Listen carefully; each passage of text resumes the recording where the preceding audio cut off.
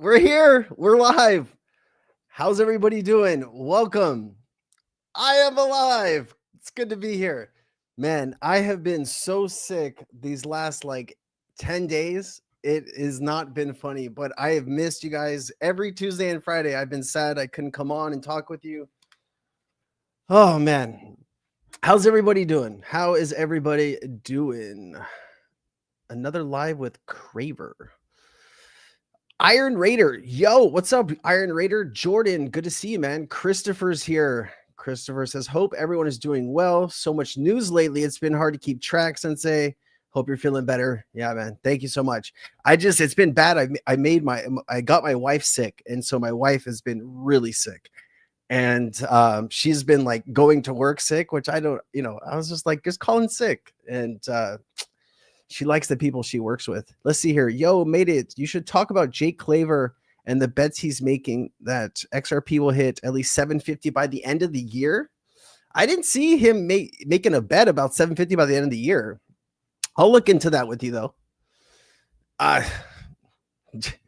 Jake Claver is a man of bold predictions. That's for sure, man. That is for sure. 750? Shit, I could retire at the end of the year then. That would be incredible.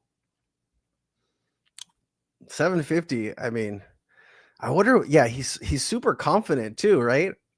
I don't know. We'll have to see. We'll have to see what he's doing. I will go look on his I'll go look on his Twitter just in a second here. Fallen, great to see you, man. What's up? Louis Van Lille. Nice to see you, man. The MVP. I appreciate you. D Nice is here. What's up, D Nice? Ariana is here, keeping the chat safe. Ariana, if you see Curtis in the chat, will you just get my attention? I need to ask him a question, and I need to talk to him about something. So if you see him, please let me know. Now that you guys talked, somebody said about Jake Claver, I kind of want to see what's going on here.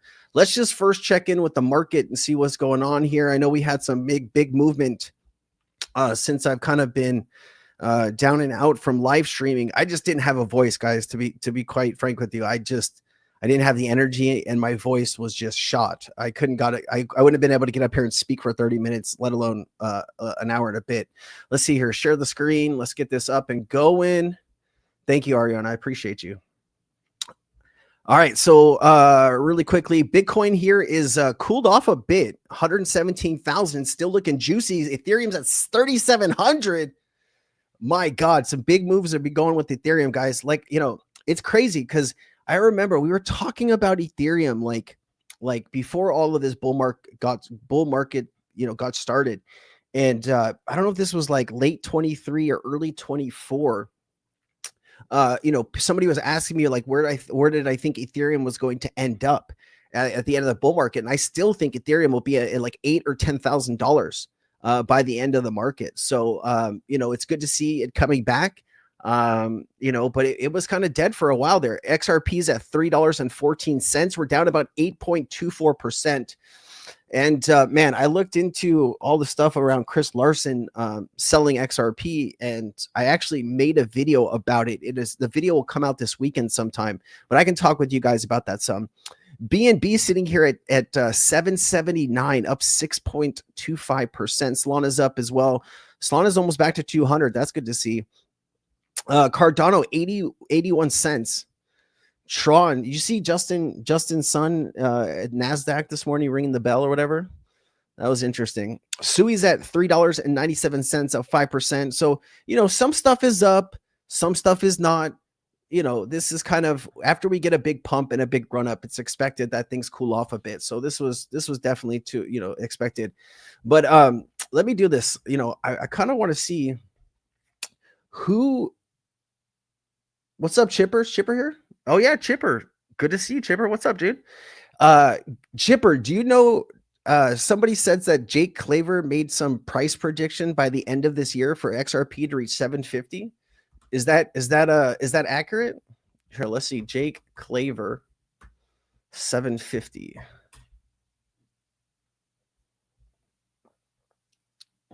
$750 by end of year. Xena XRP employee hints to quickly pass two figures Huh. I'm trying to find this thing.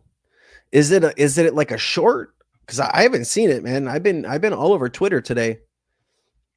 Does anybody know if it's a short or if he said it in a live stream or what? Game of Cats. Great name. Love that name. He said in his live that he bet somebody. Oh, okay. So, man, bold and brave. I gotta say, man. You know, he puts it out there. You know, if anyone knows where I can find the clip, let me know. I'll bring it up and we can take a look at it together. All right. This is something we do need to talk about though. Mike Novogratz. Hold on. This and this go together, right? Mike Novogratz is Galaxy Digital, isn't it? I'm pretty sure. Galaxy Digital announces it's executed one of the largest notional Bitcoin transactions in history, selling over 80,000 Bitcoin worth more than $9 billion. Holy shit. Imagine you just getting $9 billion in your crypto account. What are you buying? Like what are you going to do with your $9 billion? And you can't say put it into XRP because I know that's what you're going to say. But here, I think this is kind of maybe the reason. Yeah, I see Galaxy CEO Mike. So Mike Novogratz is the man behind this. He believes that if you're just entering the market right now, that it's not Bitcoin that you should be buying. It's Ethereum. Let me play it for you. What do you make of some of the other coins? So Ether, we just had somebody on this week putting together the equivalent of an Ether micro strategy of sorts in terms of a leveraged bet that other people are going to be able to buy into. Also, everything's getting tokenized. We've talked about stable coins. Right now, if you could buy Ether or Bitcoin, which do you buy? You know, I own both. Listen, Ether's caught up a lot. It feels like if ETH takes out 4,000, it goes into price discovery. And so we feel kind of destined to at least knock on the 4,000 ceiling a few times. The narrative of Ether is really powerful, and the market was really short. And now we have not just, one, we have two major ETH treasury companies and another one coming, and they're raising capital every day and buying Ether. And so there's not a lot of supply of ETH. And so I think ETH probably has a chance to outperform Bitcoin in the next 3 to 6 months. So there you go. That's why they sold $9 billion worth. Darius Palmer with the $50 donation. Within 90 millions, I will give subs to everyone to this channel so you can continue doing an amazing job. Darius, hey man, thank you so much. This is a huge deal. I really appreciate it. That's really kind of you. Man, I don't know what to say. Just appreciate you sharing your love and support, man. Really, it's huge. Let's see here. Jay Claver made a public bet with scams. Your name is Scams? No, I'm just like, that is like, you decided that was the best name to have in the crypto industry is Scams? Oh, okay, not sure of spelling. But still, if he's got a name kind of like Scams, that's probably not the best freaking strategy for the crypto space. Oh, somebody had a really good comment about $9 billion turning their phone sideways to see all that money. Where did somebody say that? Oh man, here you go. Christopher said $9 billion would cause me to turn my phone sideways to extend the screen with that many zeros, bro. With that many zeros, the party is on you, my dude. Richard, great to see you, Richard. How you doing, my friend? Galaxy setting off altcoin season. Yeah, man. Galaxy, these guys don't mess around, dude. These guys don't mess around. $9 billion selling 80,000 Bitcoin to buy Ethereum. Man, my man is bold. I like that. I like that.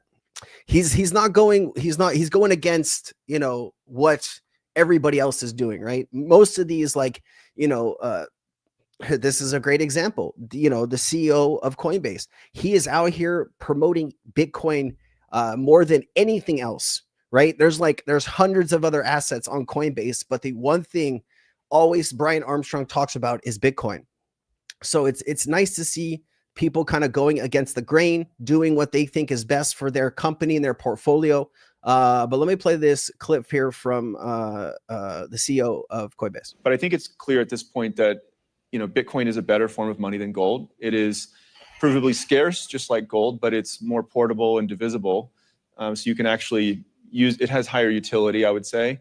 And it was the best performing asset of the last 10 years. And so For store of value, I think it's going to be important for governments to hold this over time. It might start with being 1% of their reserves, but I think over time it'll come to be equal to or greater than gold reserves. Okay, great. Well, let's go to the next question. Let's go to the lady over there. Man, that's bold too. Listen, some central banks are going to load up on crypto, right? Probably Bitcoin first, and then they might get into maybe Ethereum, XRP, who knows? But some governments won't touch it, won't touch Bitcoin. So, I think it's going to be kind of what the society is like and what the regulations and rules are of that country. And but I definitely see crypto being added to a lot of these countries' reserves because that just makes sense, right? This is the new form of money. If you don't have any of it and other countries do, it's put your country at a disadvantage. So you're definitely going to see people doing that. Yeah, that's like naming yourself a criminal. Yeah, for real. That's probably not the best here.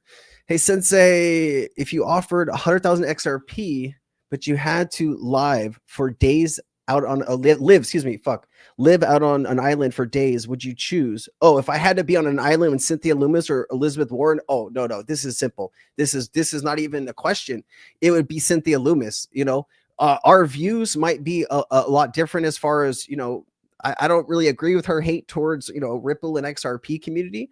I don't know why she still won't have a meeting with Brad Garlinghouse, but all good. But at least I can kind of line up with some of the thoughts on crypto. I cannot get on board with, it would depend on what the conversation is like too, right? So there's some things that I can agree with Elizabeth Warren on that have nothing to do with the cryptocurrency market. And there's some things that I can agree with Cynthia Loomis on. So that's gonna be a tough one, man. But who's giving me 100,000 XRP to do this? Let me know. 100,000 XRP at today's prices. What are we looking at here? 300 grand. Ooh, we might need to bump that up a little bit. But if the offer gets a little sweeter and you can negotiate with them, please let me know. Svetter, nice to see you. Thank you for being here. How much do you think the Clarity Act can pump XRP? So here, let's talk about this. Okay. So you got to understand something here. All right. And we've talked about this so much on this channel that if you've been here, you know what I'm about to say here. So passing legislation is one thing. Legislation actually going into effect is something completely different. Okay. So if we look at the Genius Act actually goes into effect 18 months after it's signed. 18 months, a year and a half. So that would put us at the end of 2026 when the Genius Act would go into effect. Now, Scott Bessent, the Treasurer of the United States, can speed that up to 120 days. I haven't seen anything commented or mentioned about speeding it up, but it's going to take some time for this stuff to actually, come to fruition. Now, if regulation is passed, just the FOMO of Trump signing the Clarity Act, that's going to be real nice. It's hard to imagine like what a bull market will be with all of like the FOMO already around a bull market and things, popping off, the news coming every day and people making money hand over fist. And then you actually throw on regulation in America onto that. Like that's like a big fire, and you're just like throwing gasoline on the fire. So, it's gonna be interesting to see how all that turns out, but definitely you want to make sure that anytime you're researching this stuff, you want to understand like how long before this actually goes into effect, right? That's what you want to better understand. All right, we got another 50. What is MX50? Let me see. What is currency? What currency is MX? I just want to figure out what MX means because it's from Mexican peso. Okay, cool. I was like MX. I'm just not used to seeing that. So appreciate you, Darius. Appreciate you, the another 50 pesos, my friend.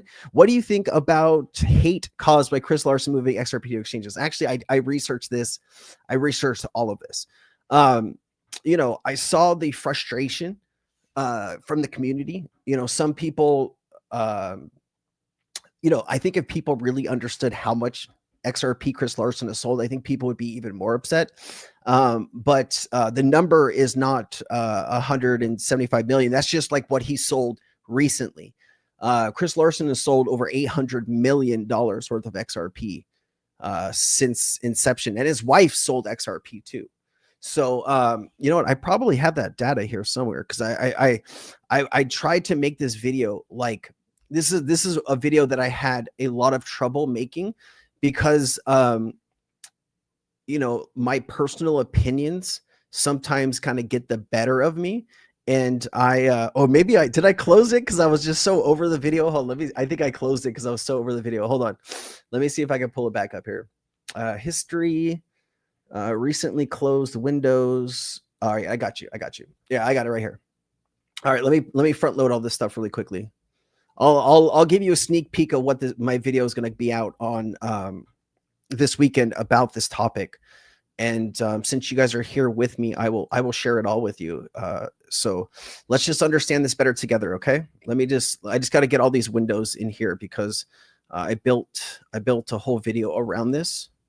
And so yeah, let's get into it.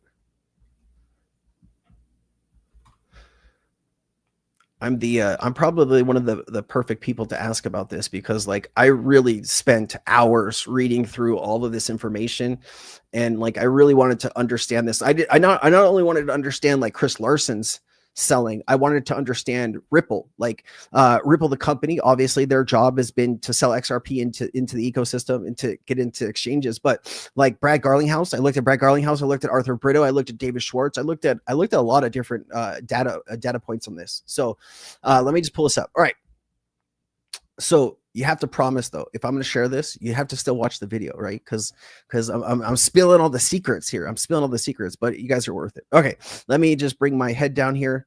I'm just going to remove this from the screen because we know that we're talking about this. But Darius, thank you for bringing this up. Let's get on to this.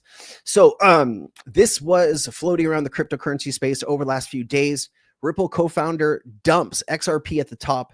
A wallet linked to Chris Larsen moved 50 million XRP to exchanges as soon as XRP neared local highs. Now crypto community is accusing him of dumping on retail. You know, what triggered the dip? Now, when I looked at this data, I wanted to not only look at the people that were upset by this, but I also wanted to look at the other side of people that were okay with this, or trying to justify, hey, this is selling, this is okay, this and this. So please understand, as I go through these next slide, you're going to get two different opinions and views here. All right. So Hunt 029 says, I'm heartbroken. Can somebody explain this to me? First, wait, can you stop him? So the person says, wait, stop him first. I'm talking about Chris Larsen, Ripple co-founder and chairman. He's actively dumping XRP. Since July 17, 2025, wallets linked to him have offloaded 50 million XRP, about $175 million worth. 140 million was sent to exchanges. 35 million was moved to fresh wallets linked for likely for future sales. But they said, I'm not worried about that. Hunt says, I'm worried about the 2.81 billion he still has, which is roughly about $8 to $9 billion, depending on what XRP's price is. And so at the bottom, they sourced ZachXBT, which here's that information that ZachXBT posted. Basically the same thing I just read to you, but here are some of the wallets that the crypto was moved to, XRP was moved to. And so here is a different side of what somebody, this person's name is Lovrin. If you want to follow Lovrin, this is LOVRIN crypto, Lovrin crypto. So of course, they mention a wallet tied to Chris Larsen sent 50 million XRP to 175 million to exchanges. And then they said this. Says, first, let me be clear. This is Chris Larsen's wallet. We've tracked these movements before, but here's what most people are missing. This pattern isn't new. Chris Larsen has moved similar amounts roughly every quarter since 2020. It's basically clockwork at this point. So actually, it's way before 2020. Just full transparency here. Here's the interesting part. Only 30% of his previous transfers actually resulted in sales. The rest moved between wallets or used for liquidity. Looking at the timing, we're approaching quarter end. These movements typically align with standard business operations, not dumps. And get this, XRP's price has historically shown resilience within the 30 days of these transfers, sometimes even pumping. My take, this is likely standard portfolio management, not a bearish signal. The transparency actually shows good faith, but do your own research. I'm tracking the wallet. So this person's saying I'm tracking the wallets. If you want more information, you can follow Lovered. Now, this, you know, when I went through these tweets, you know, a lot of emotions kind of come up, you know, like how much money does one person need? You know, like I go through all of it, right? You know, you kind of try to look at both sides of it. You know, I try to think like if I would, you know, if I'm going to create content about this, how are people going to look at this from all sides? And so you have to look at it from you know, the upset side. You have to look at it like, hey, no problem here. And you have to look at it from the Ripple side, right? Because Ripple is been taking heat because of Chris Larsen sales. Now, this led me, of course, down the rabbit hole of, okay, well, let's take a look at how much Chris Larsen's actually sold. And when you start to look at that data, you know, you start to kind of get a little, you know, irritated. So here it is. I'll let you be the judge. Estimated total sales over 450 million. That's between 2017 and 2020. My man has $450 million. With additional major sales in 2025, significant 2025 sales since January 2025 alone, Larsen has offloaded 344 million worth of XRP, including large multiple transactions. And they cite the current transactions that we just discussed. Lifetime cumulative sales, public filings, and SEC data suggest that XRP sales by this individual is likely well over $800 million. So, you know, that's a lot. And he still holds 2.81 billion XRP. Okay, let's look at Brad Garlinghouse, you know, because it's, you know, if you're going to compare somebody, you know, you got to look at somebody else that has this person's kind of stature at Ripple. So you look at Brad Garlinghouse, total sales for Brad Garlinghouse, 164 million in between 2017 and 2020. Now, remember, the SEC sued Ripple in December 2020. It was December 20th, 2020. I remember it because I was getting ready to have a fantastic Christmas, and this just kind of crapped all over that Christmas. I was like depressed. I didn't know what I was going to do with my life. You know the feeling if you live through it. The SEC 2020 lawsuit alleged Garlinghouse personally sold around 150 to 164 million worth of XRP, highlighted during that 3-year period. 2021 and 2025, there's no evidence in public records of additional major personal XRP sales after 2020. So this makes me believe that Brad Garlinghouse like looked at the optics of this, and you know, he's under a lot of pressure. And it's weird because him and Chris Larsen were the ones that were sued outside of Ripple, right? Chris Larsen is like going about his business. Hey, you know, I can offload more XRP. Shit. I got a private jet and a daughter in college or something. I don't know. What is somebody that needs $800 million, you know, keep selling XRP for? I don't know, man. Anyway, let me finish this off. And so Jed McCaleb obviously is the worst out of everyone. He sold $3.2 billion worth. I mean, I think I'm glad that Jed McCaleb got this over and done with years ago, and we're not having to like live through you know, the current dumping. But he got 9 billion XRP when he left Ripple. Well, I mean, he got some. So it looks like David Schwartz. No, not David Schwartz. Arthur Brito got 2% of the float. Arthur Brito and David Schwartz, there's no public record of them selling XRP.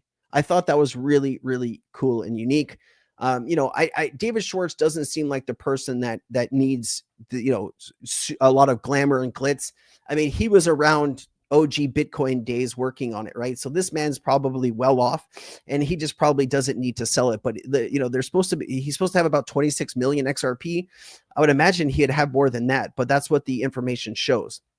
But in 2014, Jed McCaleb wanted to go a certain way with Ripple, and the heads at Ripple during that time wanted to take the company the way that they took it, and Jed McCaleb, they basically paid him to leave, and that's what you see here.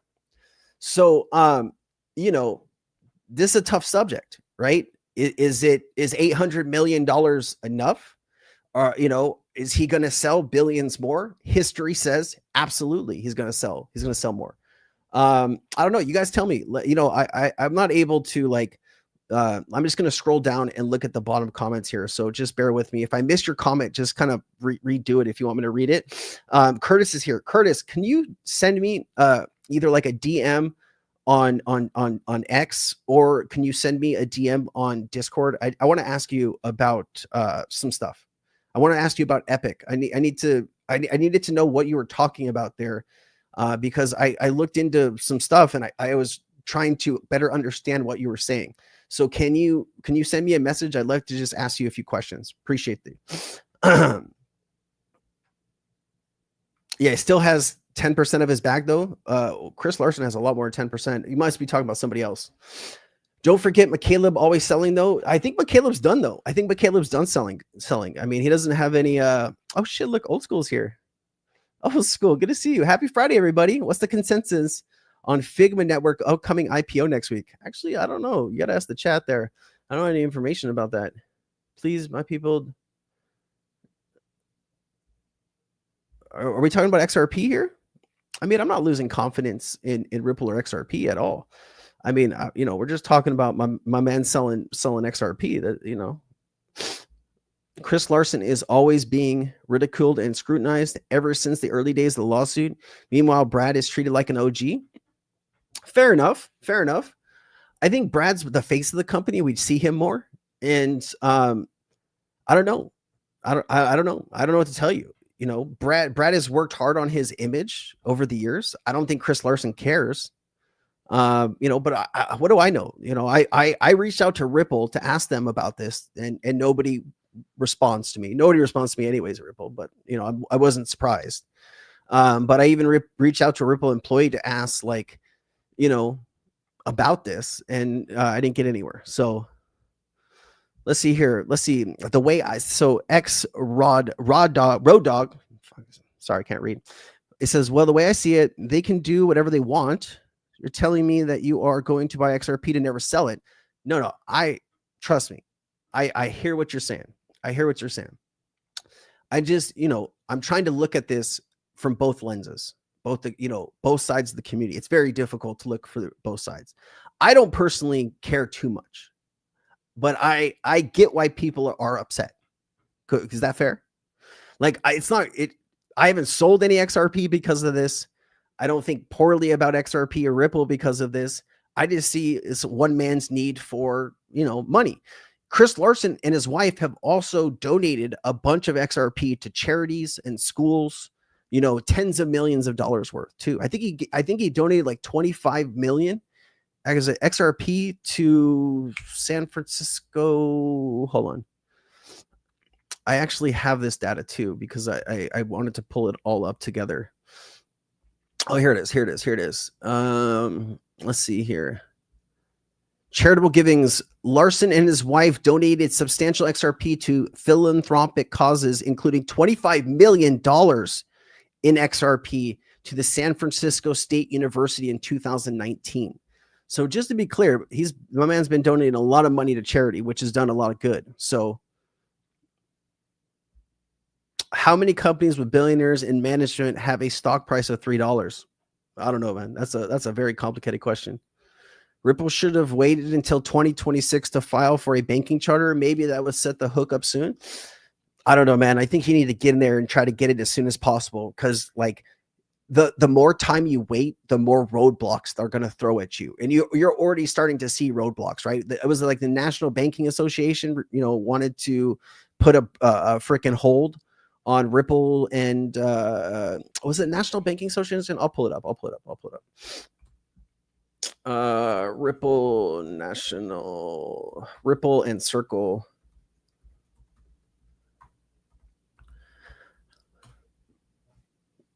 Let me just pull this up.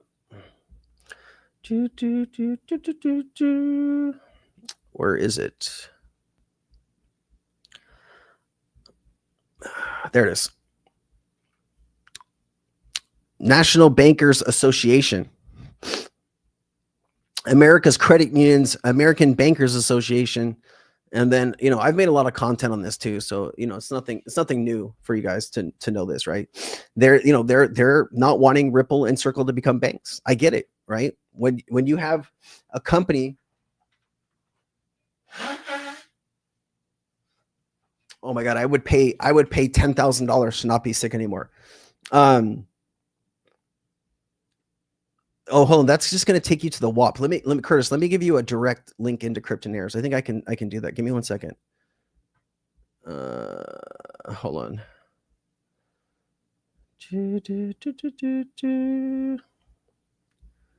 Invite people, edit link, create new link.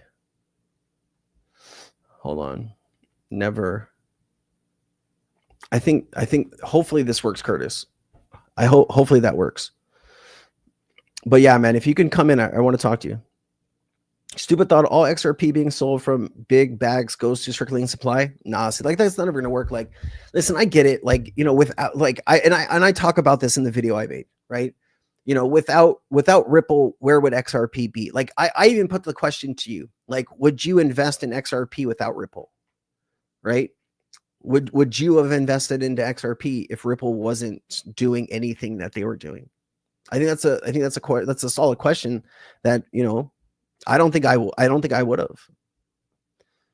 What's the XRP exit strategy? Michael, that's a good question, right? That's something definitely you should probably talk with a financial advisor about. I can just tell you like some suggestions that people have brought up in these chats. You know, people plan to leverage their XRP, like go take out loans against their XRP. I think Jake Claver talks about this a lot actually on his channel. You know, that would probably be a good resource for you if you're interested in learning more about that. You know, some people are just going to sell it.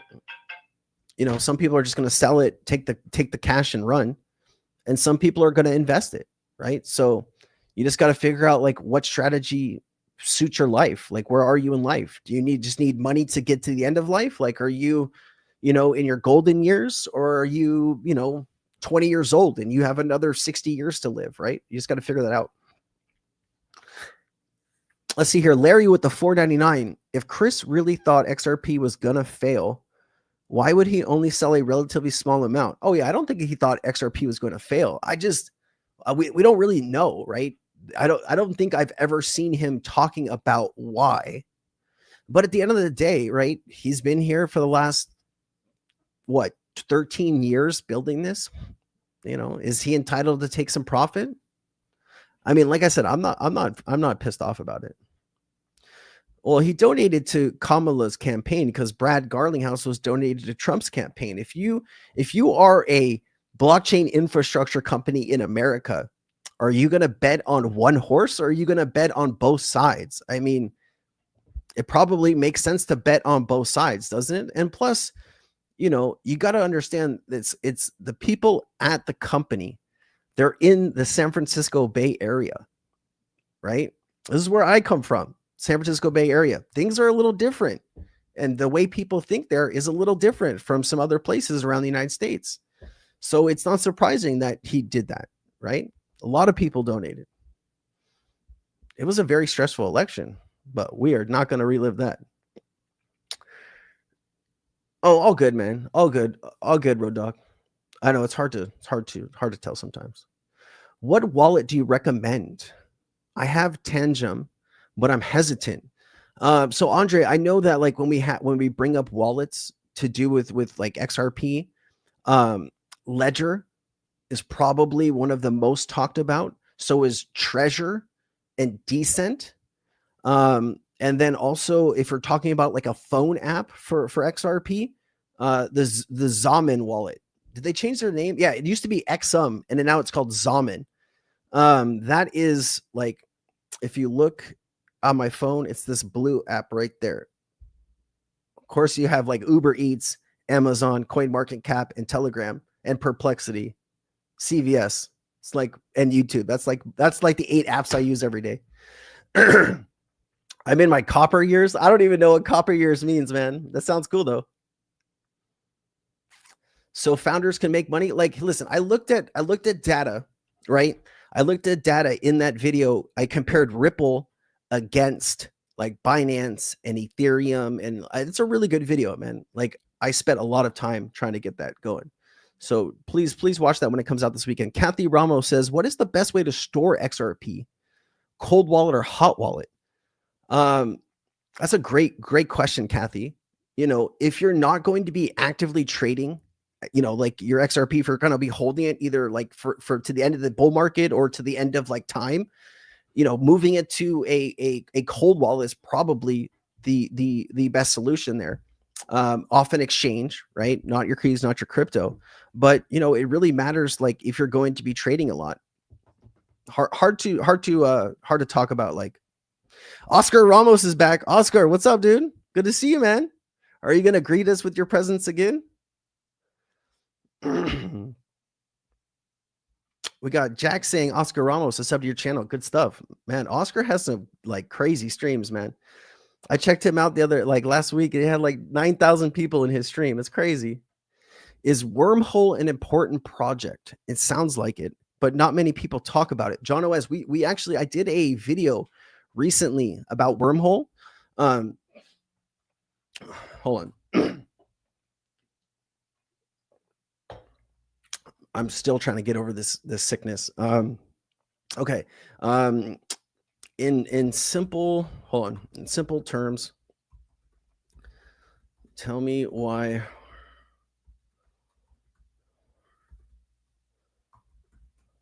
All right. Let me bring this up for you, brother. I got you. All right, so there's a question in the audience from John about Wormhole. He wanted to know why it's important. So let's just go over some real basics about it, okay?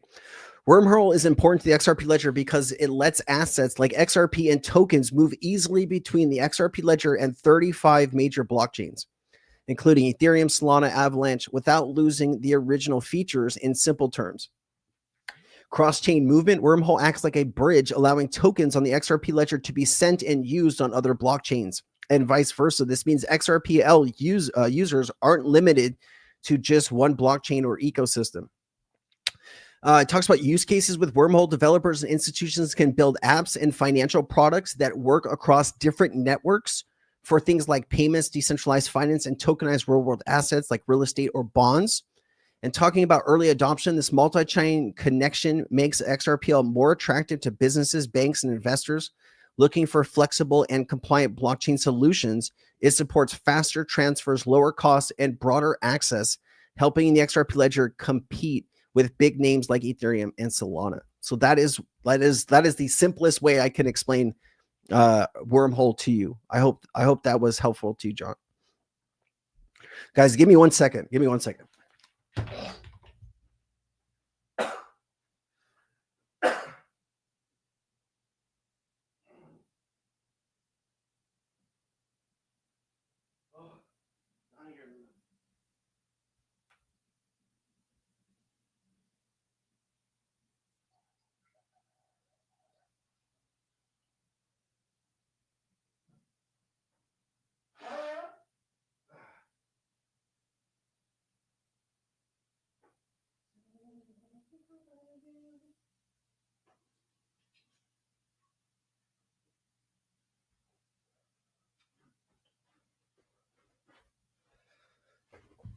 All right.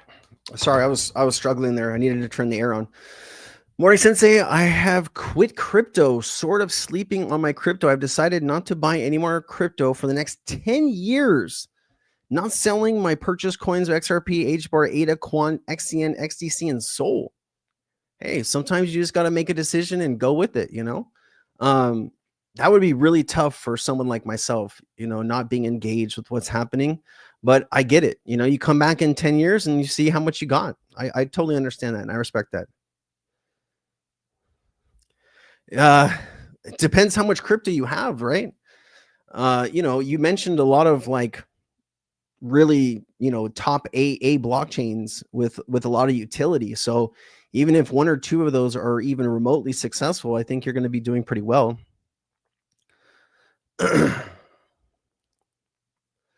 Man, everyone loves Oscar. It's great to see. Great to see it. Great to see Oscar in the chat, man.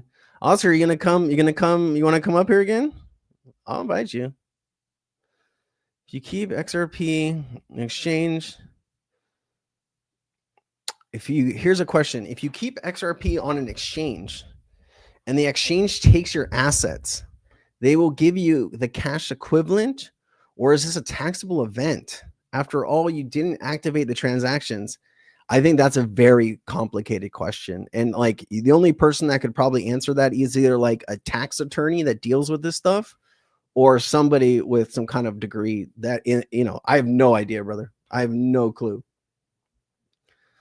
It's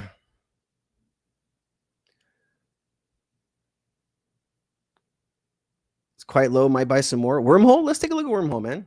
I haven't even like, who was talking about Wormhole back in the day? Crypto Eerie. She was talking about Wormhole before Wormhole was popular, for real.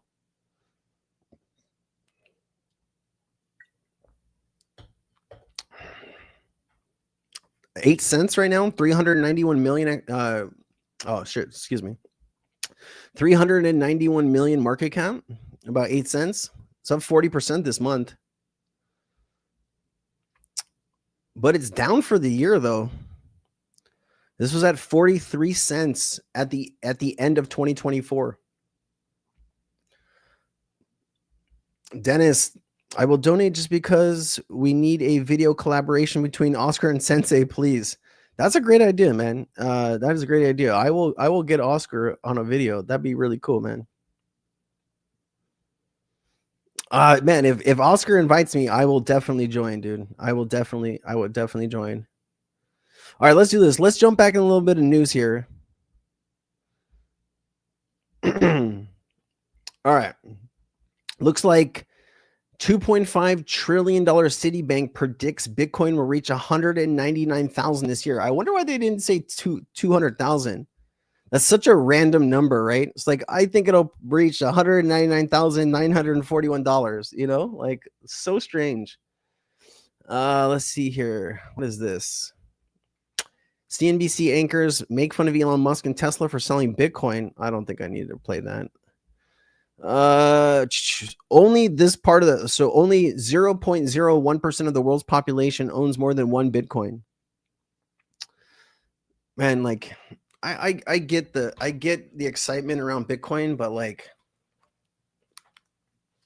the excitement around XRP I think is way cooler. I don't know. Maybe I am just biased. I thought this clip was good. I did play this clip in a recent video of mine, so I don't know if I want to play this whole clip.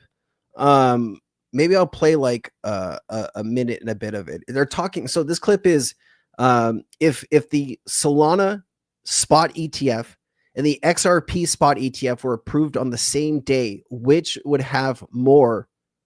Let me play. If you had a Solana and XRP approval, both of them on the same day, which one would get more flows? Oh, great question. James, you go first. No. So, okay. I will say this. We had a kind of a situation like this where we had futures Solana ETFs and leverage futures or derivatives based ETFs that have exposure to Solana launch before the XRP versions. And the XRP versions have got more assets and flows than the Solana version. So, but that said, like the derivatives based products are nowhere near as high in the list of demand for investors as the spot products would be. We do have a pseudo spot product from Rex Osprey that went through a whole bunch of loopholes and end arounds to try and get exposure to spot Solana with staking. That's also done very well. I think in the near term, I would bet on XRP, but over the long term, I'd probably bet on Sol getting more assets on that side of things, just because, like you kind of mentioned, like anyone I know who doesn't really know this space at all, like couldn't tell you how a blockchain works. They like XRP. They think it's going to be the back-end settlement system for all banks.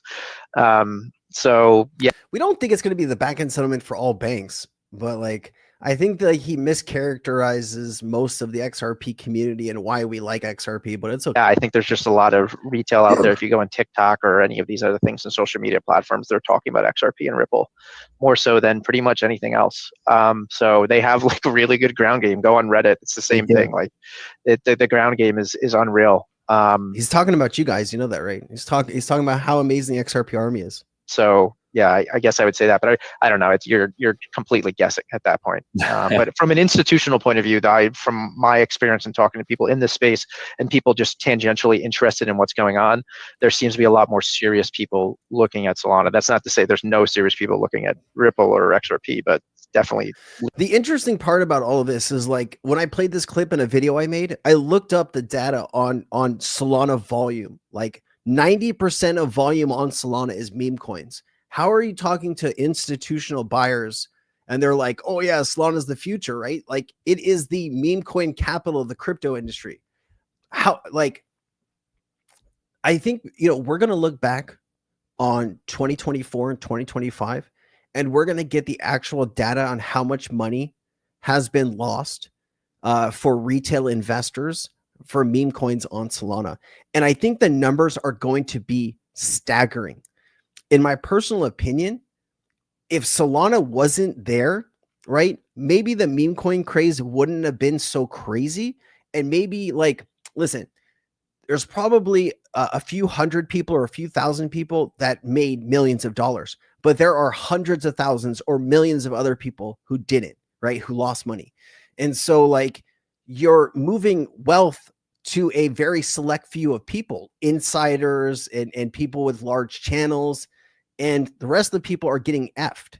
So I don't know, man. I don't agree with Jeff Sayoff or whatever this guy's name is, but I'll let you tell me what you guys think. This guy's definitely high on something. Richard, you're too funny, man. XRP army is like, you cannot find another group of people that are so committed to something, so passionate about something than the XRP army, right? And to say like these people are not well educated in what XRP can bring, I beg to differ.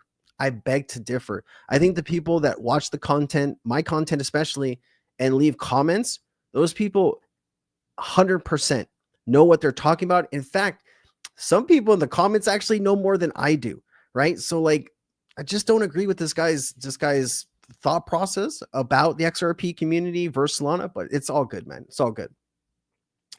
Yeah, man. You, Lizard King, you freaking love to talk about taxes, huh? Are you a tax specialist or something? Because you are asking all tax questions. It's very special. Dave Portnoy, I feel bad for that guy,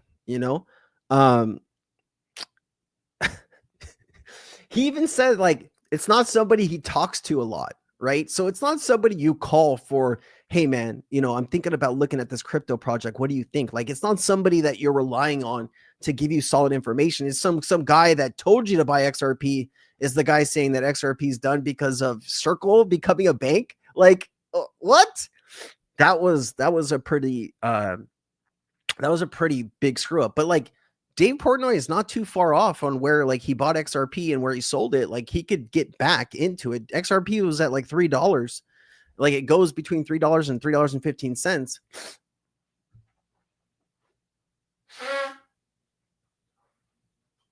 Man, I wish I knew what was wrong with me. It's not COVID. It's not the flu. It's like some weird new strain of craziness. People say Bitcoin is a store of value. I say floppy disks are used to store stuff too. Yeah, hey, Christopher, that's well said, man. XRP is definitely in the future. I give Bitcoin credit where it is today, but not going any further or usefulness. I feel that, man. Sounds like Dave Portnoy didn't understand what he had. Yeah, like that's a lot of the crypto space, right? Like that's why I spend so much time on like, when I want to understand something, I will go to the mats. Like I will go to war with that subject to better understand it, right? Because it's not I don't know, it's something inside of me, that's how my brain works, that like if I start talking about something or somebody's asking me about something, I want to understand that something better than I can understand anything else, right? And so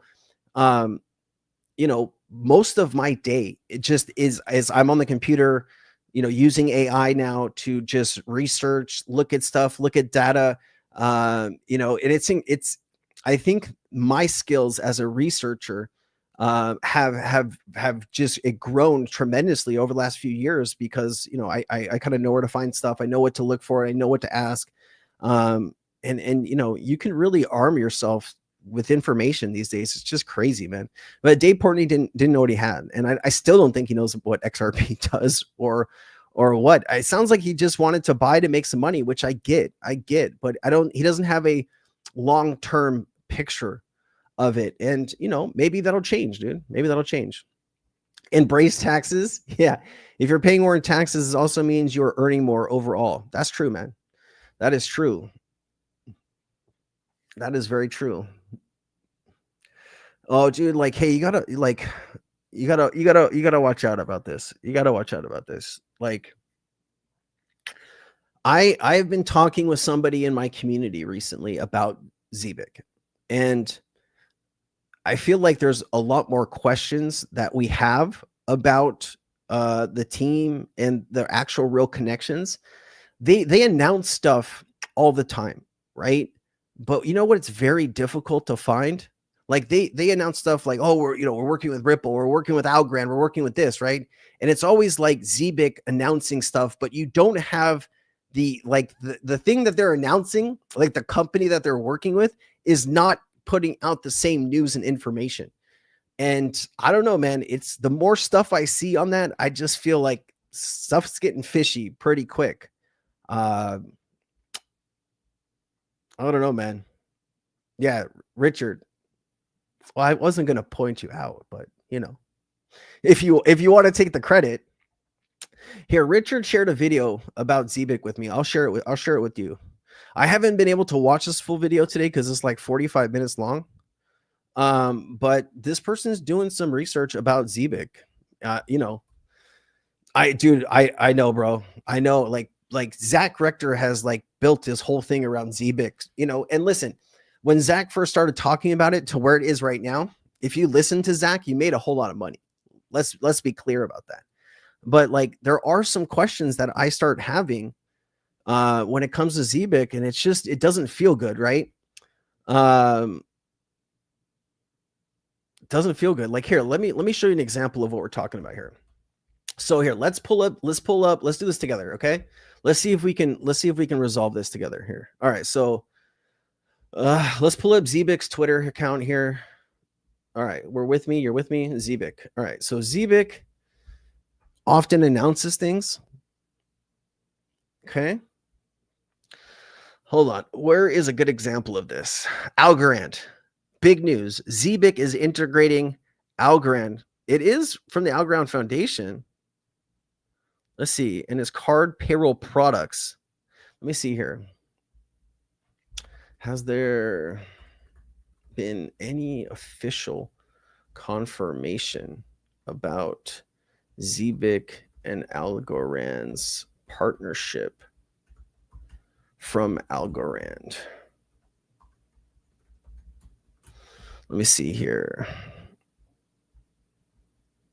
Because we did this, we looked up the Ripple connection, right? And we couldn't find anybody from Ripple. Oh, Algorand did announce this. Look, they did announce this one. Hold on.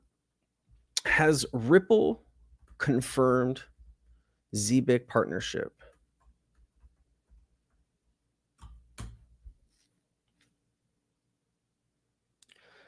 I didn't ask about the surge in token price. Let me see here. News article in X Spaces confirms that Zebec has been in contact with Ripple regarding possible collaboration, but these reports consistently clarify that no formal partnership announcement has come directly from Ripple Labs. I don't know, man. Just some of the stuff seems fishy to me, dude. I don't know, man. I got to spend time watching that video. They were on Spaces together? I wonder why they won't announce it publicly. So weird, dude. Who from Ripple was in a space? Do you know, Val? Highly White. Hello. It's I think I don't know. There's just I have more questions. Like the image that they put out looked a little bit AI generated too, right? So hold on, where's the image at? Remember when they were at the House of Lords? That image looked a little strange, like this image right here, right? Like I don't know, one of the video I just sent you, one guy was pointing out that this kind of looks like AI, this back picture here in this window. I guess they found another photo of this like exact same setup. I don't know, man. There's just I'd rather invest money in stuff like I know for sure it's not going to fuck me. Excuse my language, but I know that for sure this is going to be here in like 6 months, you know? I get a little uncomfortable, I think is the right word, when it comes to certain crypto projects. And I don't want to like, am I going to wake up tomorrow and this is going to be gone? Like, that is not a thing I want to like think about. I'm already like, I don't know, when you have, you know, a YouTube channel, you know, where people are like counting on you to, provide good information consistently. So, you know, they can learn it in like Twitter and Discord. And then you're trying to find time in your like personal life for like other stuff. You know, you just don't want to wake up and be wondering like, is my money still going to be there? And I'd rather put that money to something that I feel that I know is going to be there. And I did that.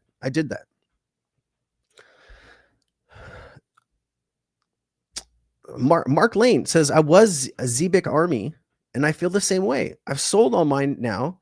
Just keep pumping and dumping constantly. Yeah. Like it's good. It's good that other people understand what I'm talking about. I'm not just like this crazy person talking like to like one person in the audience. So, you know, it's good. You know, I think it's good that we talk about it, right?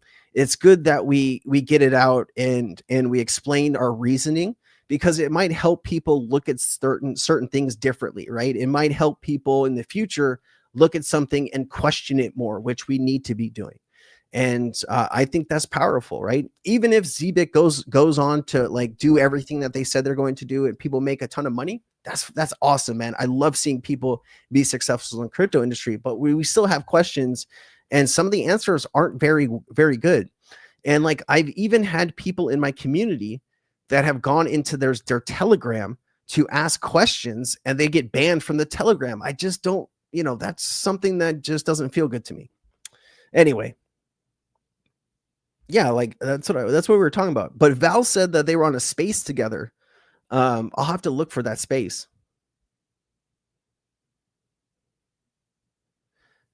Curtis even says he's suspicious of it. Curtis he's got them hawk eyes. Curtis has those hawk eyes. Curtis can see all kinds of crazy stuff. Yeah, you know, I don't know, man. There's something there that just doesn't feel good, right? And so, you know, hey, if you're holding it, I wish you all the success in the world. You know, like if I wake up one day and I see that it's like tanked or lost 90% or something like that, I will feel terrible for the people that are still held on, right? But if I also wake up one day and see that it's done a 10x from here, I will also feel good that we still had this conversation, that we still were able to talk about this in a safe environment. We at least expressed our frustrations and our feelings about maybe how they could do something better for the community. And I think that's worth, you know, its weight in gold. I really do, man. Curtis says I got a crazy 7 cents. Man, I believe it, dude. Oh, Algren. Okay, yeah. So like the Ripple thing, I think, yeah. But I appreciate that, Val. Thank you for clarifying. 5 commas? Oh, 5G comms. 5G comms. Is that what, man, I don't know what, like my brain is still not healed from I started to get really sick last week on like Tuesday, Wednesday. And my voice was gone by like Thursday and Friday. Like if you listen to the content that I made like through the weekend, you could tell my voice is still kind of not back. I just feel bad for my wife, man. My wife is so sick right now.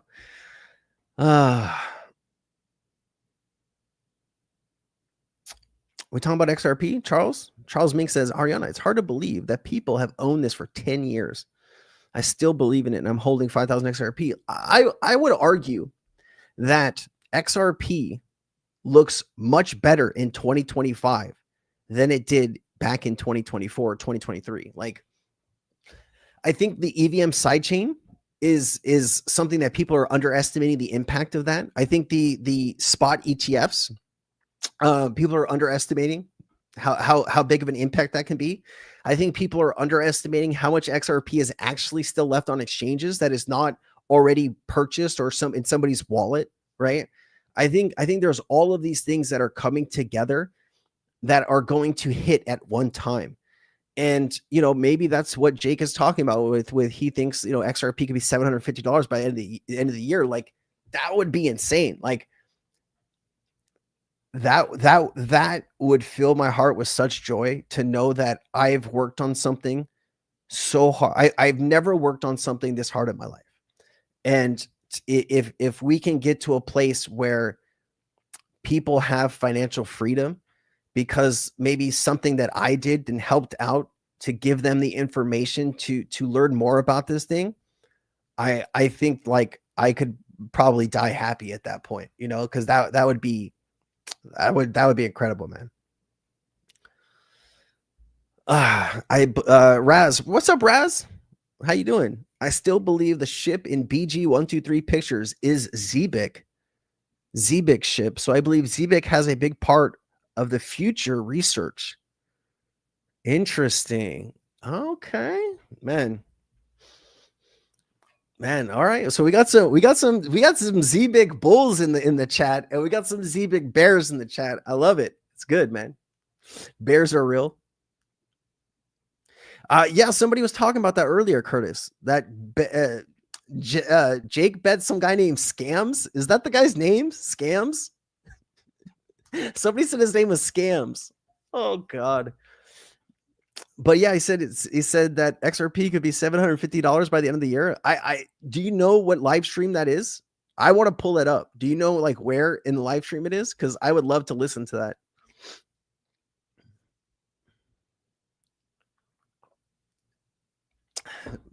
James says we have to wait until the masses catch on. Man, by then it's going to be all said and done, right? Jake bet some guy 4,500 XRP. I guess it's not a huge bet though, right? Like my man's going to lose like $12,000 if he's wrong.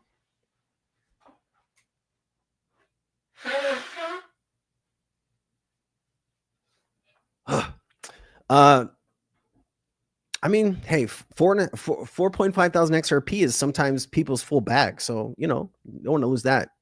What would the market cap be? Let's look at that, man. Let's look at that.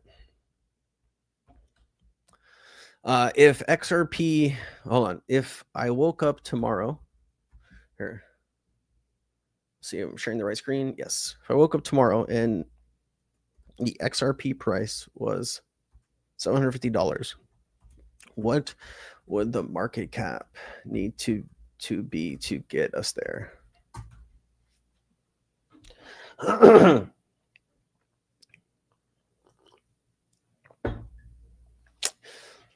All right, let me see here. 44.43 trillion. Oh shit, that's a lot of money. But you know what? You know what though?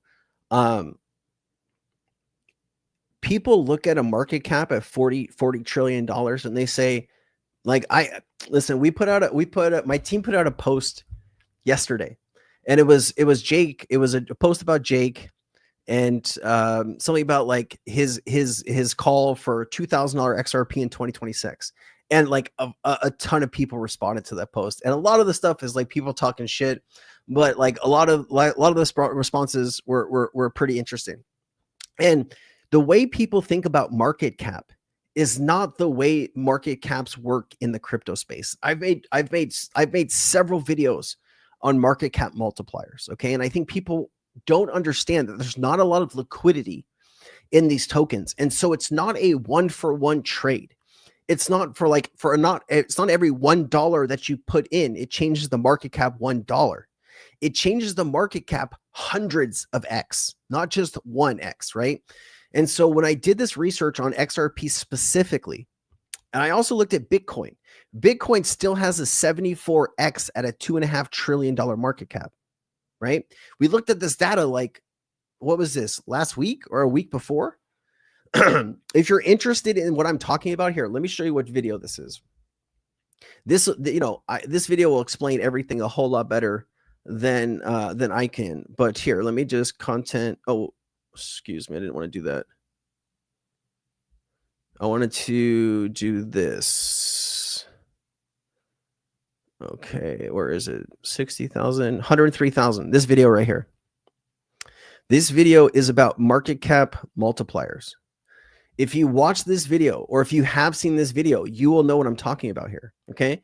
And so to get to a, $10 trillion market cap for XRP, we might only need, a few $100 billion of real liquidity, right?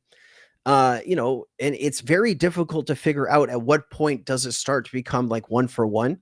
When I did that video, I believe the average that I was seeing was like 100x to 600x. So that means for every $1 that goes into the XRP inflows, it changes the market cap 100 to 600x. All right. So if you got $1 billion in liquidity, that would be $100 billion, or it would be $5 trillion, right? So you get what I'm saying here. Like if that is the case, and you bring in a few $100 billion, and like let's make no mistake, a few $100 billion is a ton of money, right? That is a lot of money. I mean, the total amount. Let me see here. Let's just take a look at Bitcoin's ETF here. Perplexity, how much in total has the spot Bitcoin ETFs brought in to date? $151.7 billion in total. Okay. So, I mean, you would need even more value, right? To come into XRP. Like you would need some crazy to happen in order to get us there. But hey, it's going great, Raz. It's going great. I've been very ill actually the last like week and a half, and so trying to get over that. But that's why I keep going for tissues. But I'm glad you're here, man. It's great to see you. Jake mentioned a bet a few Q&As ago. If anyone knows exactly where it is, like I just don't want to spend the whole chat like scanning through Jake's like I don't want to be like a like if somebody knows where it is and tells me where it is, I will go play it for people. But if it's not allergies, man, it's not allergies. I lost taste and I lost smell. And so I thought it was COVID. And I took like 3 different brands of COVID tests. It wasn't COVID. I don't know, but it's not good, man. I feel so bad. My wife is so sick right now. And we have some stuff this weekend. We're supposed to be going over to a friend's house for a barbecue on Sunday. And I'm just worried like she won't be feeling good. Big banks. Daniel James has a good comment here. He says big banks do not want Ripple to get the license. Nut jobs like Elizabeth Warren are so obvious, and they're freaking out that Ripple could actually replace big banks. I think I even looked at it. Like I tried to look at connections between Elizabeth Warren and big banks, and it was very difficult to find like direct contributions from institutions to Elizabeth Warren. They might be there. Like maybe I didn't look hard enough, and this was like I think like last year. But she does go to bat for them a lot, and so you start to wonder like what are the interests there. But So, Raz, are we saying this is a different Zebec, or are we talking about the same Zebec? Zebec was a type of Mediterranean sailing ship, predominantly used for both trade and warfare. So, are you saying that Zebec is going to be like, are we talking about the same Zebec that we were just talking about like a few minutes ago? Yeah, total market cap is 3.8 trillion. I know it's gonna be hard, man. It's gonna be hard to do. It's going to be hard to do, guys. It was his Monday live, aka Scarface. What's up, dude? Usually you're first. I didn't see you first today, but it's good to see you, man. I hope you're well. If anybody knows like where it is in the chat, like I'll pull it up, man. Zythromax Sensei, it helps. Okay, hold on. Only doctor prescribed. Okay. I will send a message to my doctor after this, dude. Let me look it up first so I know what I'm asking for. So like, I can't give you this, right? I'll take it out.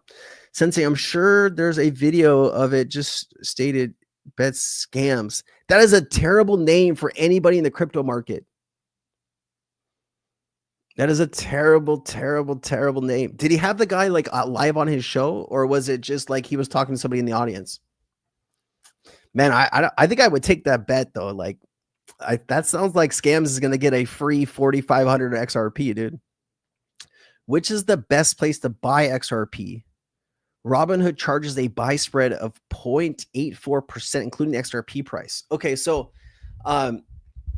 some like I know that some places have like I can't remember. Coinbase is a brokerage, right? It's not an exchange.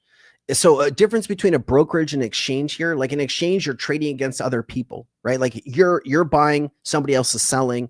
You put in, a buy order or sell order, what you want, maybe it gets filled, or you can buy spot on the market. A brokerage, they already have the crypto, right? So you're just kind of buying it directly from them and they charge you a fee. But I think I have Coinbase One, so I don't know if I don't pay a bunch of the fees. Like I think I can't remember how much it is per year, but it's like if you buy a lot of stuff on Coinbase and you don't have that, you like my friend told me about it. I didn't realize it, and so my friend told me about it, and I've saved like thousands of dollars. But no, like the Z-Pack's definitely something I should do, man. Yeah, I need to do that, man. I need to do that. Same Zebec. Remember the picture? I remember the picture. Do you really think that was to do with Zebec though? Man, if you were right, I'm going to be freaking out, dude. I'm going to be freaking out. Fabian, what's up? Have you or anyone else noticed that exchanges are charging a higher premium on XRP? Yeah, in Korea, they call it the kimchi premium. That's kind of a weird thing to say, right? But in Korea, there's a premium on XRP. XRP is the #1 crypto in South Korea. Like South Koreans, if XRP is even remotely as successful as we hope and we believe it could be one day, South Koreans are going to be like the new mega rich people. Like everybody in South Korea owns XRP. It's crazy. Yeah. Did I miss Sal's comment? Yeah. Oh, hey, sorry. I missed Sal's comment. Hey, Sensei, I hope you're getting better, bro. Trying to, brother. Thank you. Do you feel there's a slowdown in the XRP community confidence? Are you feeling a slight sting in the road? I felt like we're flying a couple weeks ago. So Sal, listen, I get it, but we have moved from, like 40 cents, 50 cents to $2, right? $2.25, $2.50. And we were hanging out there, and then we just pushed through, that resistance, and we got that momentum to get into the 350, 360. And now we've come back down to retest some levels at like $3, $3.15. This is like common practice in crypto, without getting like too technical into this, but like what you could do is pull up like ChatGPT or Perplexity or whatever AI you use, and put in there like how many times has Bitcoin in a bull market dropped over 20% or 30%. You're going to see like, dozens of times. And so it's natural, right? Because you get this FOMO created when something moves from like $2 and $2 to $3. That is a 50% move. And so people are like, oh shit, maybe it's happening. And people, they start to FOMO. I know like my dad called me, he called me, what was this, like a few days ago, like when the pump was happening, he called me during the pump. He's like, do we have enough XRP? Right. He's like, do I need to buy more? It was kind of funny, but like, that was the panic that was like created. And so to see it cooling off a bit, to see people taking profit, I mean, this is like everyday practice in crypto. So, I think there's been so much bullish forward momentum, so much news, so much information. It's been really fun to talk about and to bring up every day and to look at and to dive into it. And I think it'll continue. I think it will continue. I hope it'll continue. I don't think it's done, man. I don't think it's done at all.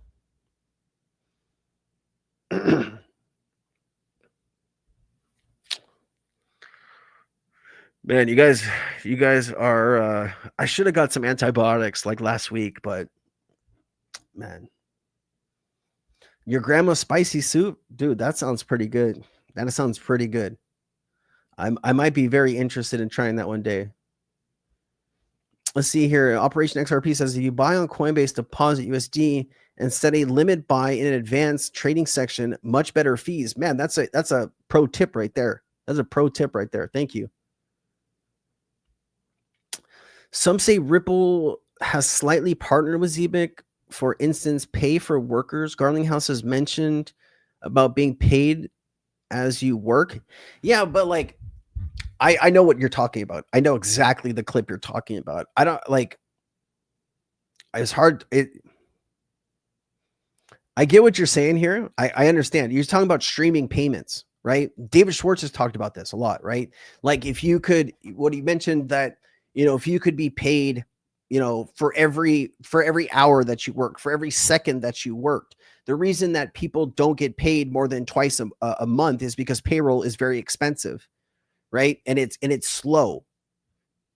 And and with crypto and stable coins or whatever he was talking about there, people can, basically stream payments. And they was talking about like, if you're sending $100, to somebody across the globe, sometimes it might be cheaper to send smaller packets of $10 to get to that full 100. And so David Schwartz was talking about, and I think what Brad was talking about here too, is, streaming payments to people is going to become a normal thing. And like, I think he gave an example of, I don't know if this is David Schwartz or Brad Garlinghouse gave an example of like a newspaper, often where you're trying to read like one article from a newspaper and they want to charge you for like a full month or whatever it is, right? And what if you could just pay like 25 cents or 10 cents for that one article?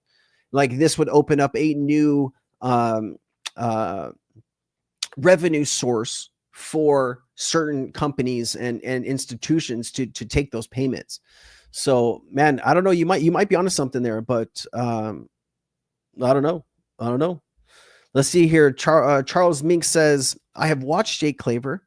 I think that's his name. That is his name, my friend. He seems very knowledgeable, but he says that XRP will be at $1,000 by the end of the year. That seems ridiculous. I get it. I understand. Listen, I've never met Jake personally, like in real life. I've interviewed Jake several times on my channel. I will tell you that he is very knowledgeable. He is very bright, very smart. He knows a lot about a lot of things. And, he works with a lot of, higher net worth individuals. And, those people have connections and he knows people at Ripple. And he might know stuff that we don't know. Right. I don't want to like lead you on here with that, but like, I don't, there's, Jake doesn't share with me like what he knows and when things will happen. And so, if you're watching his streams, you probably know more than I do as far as what his views are. Do I think one day XRP could be $500, $1,000 or more? I believe that truly in my heart. Well, I believe it's going to happen in the next 6 months. It's hard for me to like get on board with that. Right. I want it. Like I want it more than anything. Like, do I need to sign a petition? Like, what do I need to do to make this happen? But like, I hear what you're saying. Like my brain gets in the way too, right? Like, how do you get to a 40 or $50 trillion market cap for XRP in the next 6 months, right? Or in the next, few years? That's a tough one, man. And I get what you're saying, Charles. Man, I'm with you, brother. I'm with you.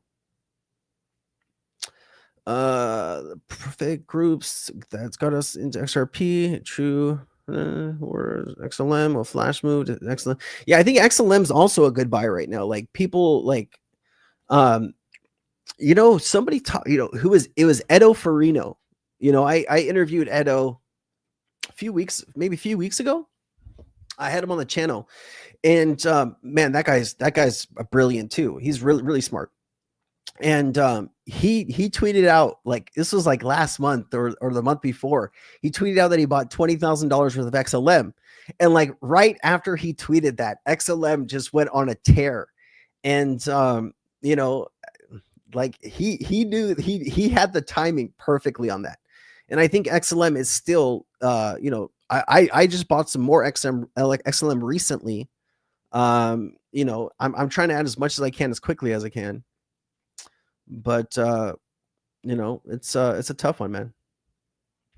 Seems like major banks are developing their own technology. Ooh, Sal, this is perfect for me, man. This is perfect for me. This is a question that I can just take. I got you. So, yes and no. Certain banks have worked on this because they knew it was coming, but certain banks didn't want to touch it, or they didn't have a development team to build these either their own technology on an existing blockchain or their own technology, period, right? And so now that you're having regulation knocking on the door, banks are scrambling on what to do. Okay, now I've spent a lot of time researching this, and every bank is going to be different. It depends like how complex their operations are, how big their operations are. But for a bank to build their own technology from scratch right now could take years. It take years. People don't really think about this too much, but let's just kind of play it. Let's play it bit by bit. You have the idea. We're going to hire a team to come in and develop X, Y, and Z. Okay. They need to figure out a plan, right? Like how many people do we need to hire? Do we need you need a project manager, you need a dev team, you need all of these different people. You bring all these people in, they start building up what they're going to build up. That could take 3 to 6 months. Then you have to audit the contract to the technology. You have to sandbox test it. That's another 6 to 12 months, right? Because you can't just like, hey, it works, right? Great, let's go. You need to test it. You need to make sure it works. You need to bring in partners, and all of that is going to take a lot of time, right? And what these banks don't have right now is a lot of time, because they're all competing against each other. And the banks that decide not to do anything in the crypto space probably won't be in banks in 5 to 10 years, right? They probably will get bought out by other banks. Or their customers will just leave, right? Like if they don't have those solutions. So I get what you're saying here, but when I put this all together, it was 2 to 5 years to build a bank, to build their own technology from scratch. Fastest they could do it is a few years to 5 years.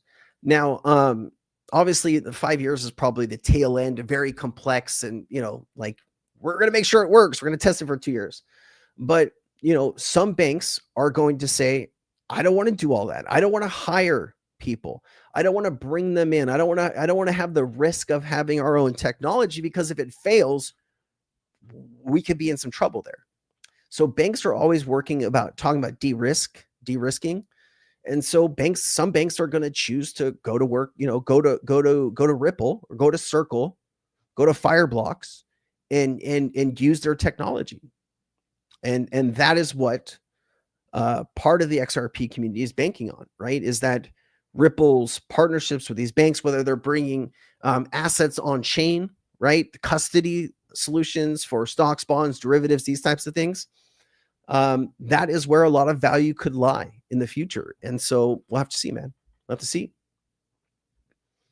Exciting times we're living through. I watch your videos every day, Robert Raz. I really appreciate you, man. That is really kind of you to say, man. And thank you for spending that time with me. Like, I don't think people really understand how much it like means to me that people spend time watching my channel every day. Like it means the world to me. That's why I made content while I was sick, because there was so much stuff going on. And like my doctor, right, my wife, my parents, everyone was telling me, just put the computer down, sit there. And I cannot sit still. I cannot not engage. And I probably could have been healthier a little sooner. But I chose to do it one way, and probably looking back now, probably wasn't the best decision, but still I do it tomorrow again. Like you got to put me in the hospital to get me to stop doing stuff. Man, like sounds like it could be that, man. It could be that.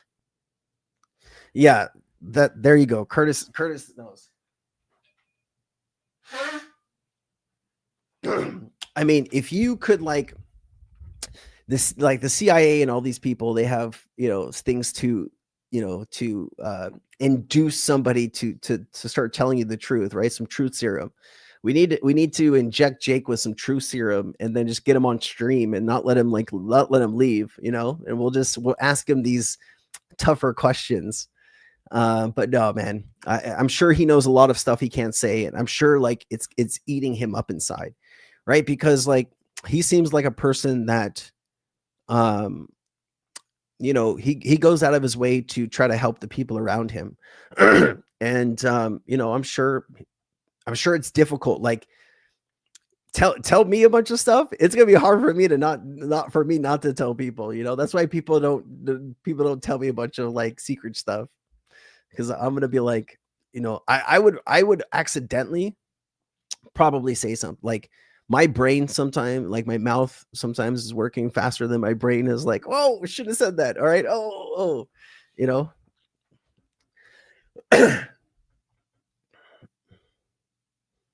Yeah, well, we know I think we've realized it's the Monday stream, but where is it on the stream? Because I think the stream's a few hours, right? Yeah, I've heard about MetalX. I haven't researched MetalX. Like I think this was brought up to me like a year ago, and like I just didn't, it just didn't speak to me. Like I know it has a very kind of smaller community that's following it. But tell me what you think, man, because it sounds like you spent some time on it. C Woods, listen, I can't tell you what to invest in, man. I'm not a financial advisor. I can just tell you that there has been Flare has been working on their technology for years, and they're just at the point now that they're rolling a lot of this stuff out. And we were actually talking about this the last like 6 months, right? People would ask about Flare. And I would tell them like, hey, this is probably going to get serious here now that they're kind of rolling out F assets and all these different things.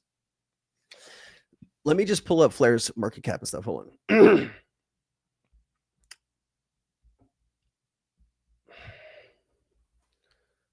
Oh. 1.5 billion, 2 cents. Yeah, like we were talking about this at a penny. You guys remember recently we were just talking about this like back in here, right? Like in these little areas, in these little valleys here. Let me see here. I mean, if you were like on it back in April, you could have bought it at a penny. Yeah, this was like 1.5 cents here recently. I mean, this was at the end of 2024. This is at 3.5 cents. But I do think, this could be 10 billion, 20 billion. Hard to say where it's going to actually wind up at the end of this bull market, but I think they have a lot of technology that they're rolling out, and I think it could be pretty impactful. Seawoods.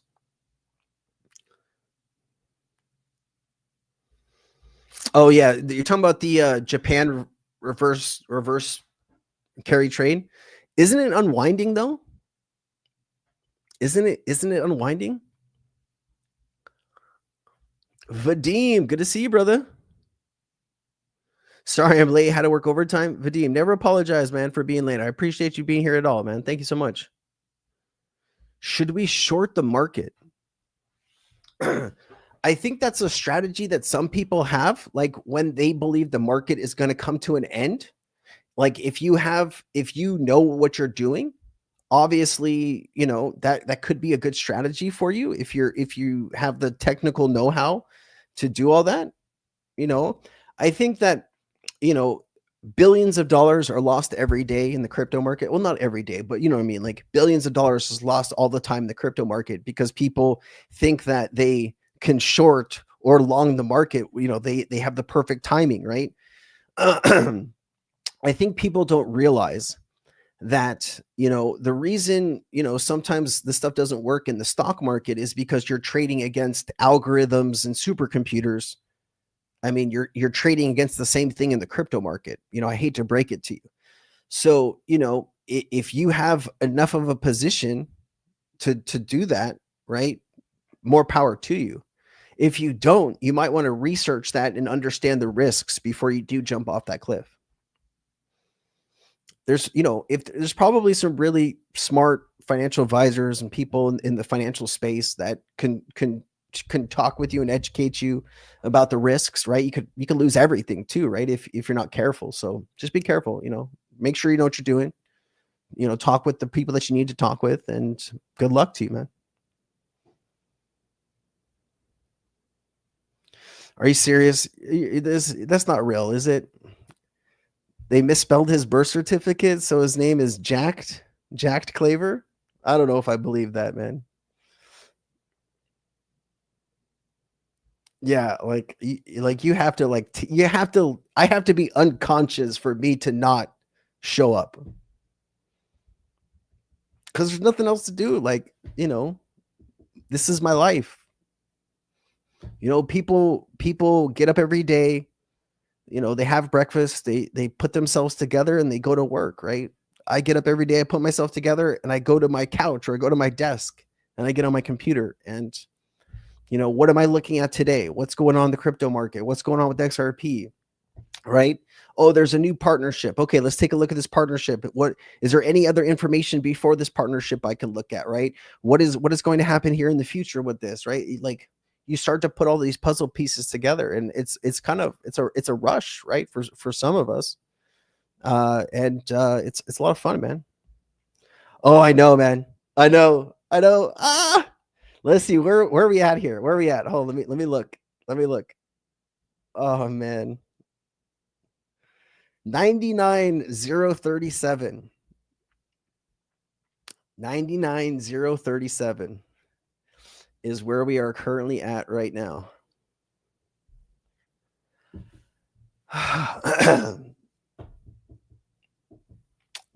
That's, I don't even know. I can't even tell you. I can't even begin to tell you. Like, I can't tell you how much like time, energy, love, passion, frustration, anger, it's all gone into that, right? And it's just been a hell of a ride. The channel just hit 1 million likes and 20 million views, actually, too, just like recently. And the support is like beyond what I thought I would ever get to here, doing this stuff. So every day that I can continue to do this and show up and meet and talk with incredible people is, one more incredible day. And I don't take it lightly, and I really appreciate all your support, man. What penny crypto would you buy now? Ooh. Penny crypto. Is that like a cryptocurrency under like 100,000, under 1 million? What's a penny crypto?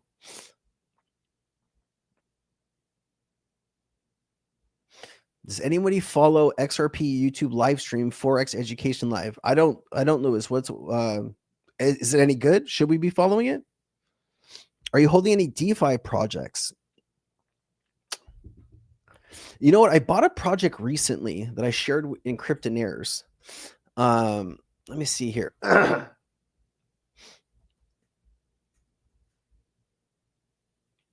right. This is what I shared recently in Cryptonaires. A project called Atom, Voice of the Gods by Virtuals. And actually, I posted this. I think around like 11 million. I posted this like 11 million, something like that, like right in here. And then we went on this huge ride up to like 28 million, 27 million. And then, of course, we came back down, and we've been kind of like floating. And then we came back down to retest some of these lower levels. But there's a lot of people commenting and talking about this on X right now. And, this is looking pretty juicy to me. I'm still holding a pretty big position in this. And when I say pretty big, I'm talking about multiple 10,000 stacks. And this person posts a lot about ADM. And I don't know, they're working in kind of in stable coins. Let me see here. I posted a bunch of information in the Discord about this.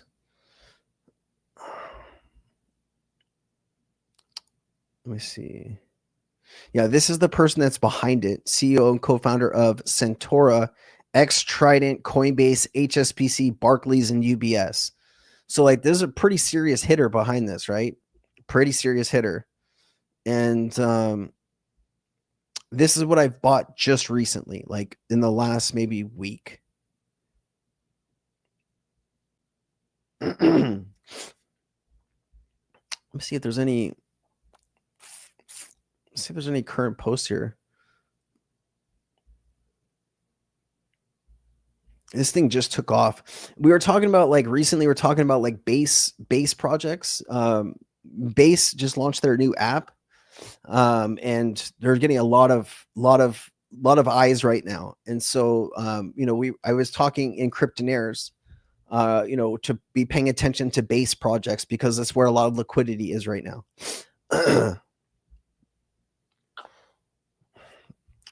What influence? Hey, Glenn, how you doing? What influence or impact do you think the partnership between Goldman and BNY Mellon will have on XRP or the wider crypto markets, tokenized money market funds available for institutional investors?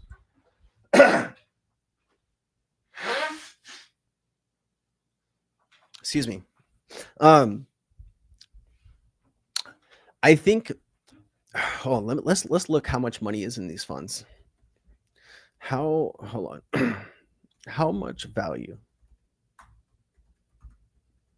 money market funds in the US and globally?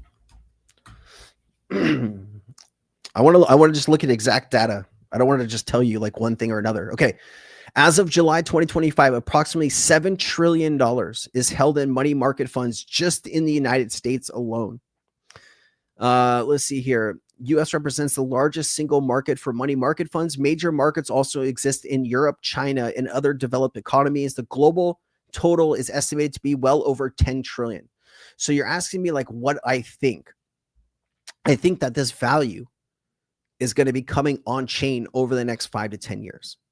And I think if you can be in the right place at the right time and own the ecosystems that this value is going to come onto, that is something that's going to have tremendous value in it itself.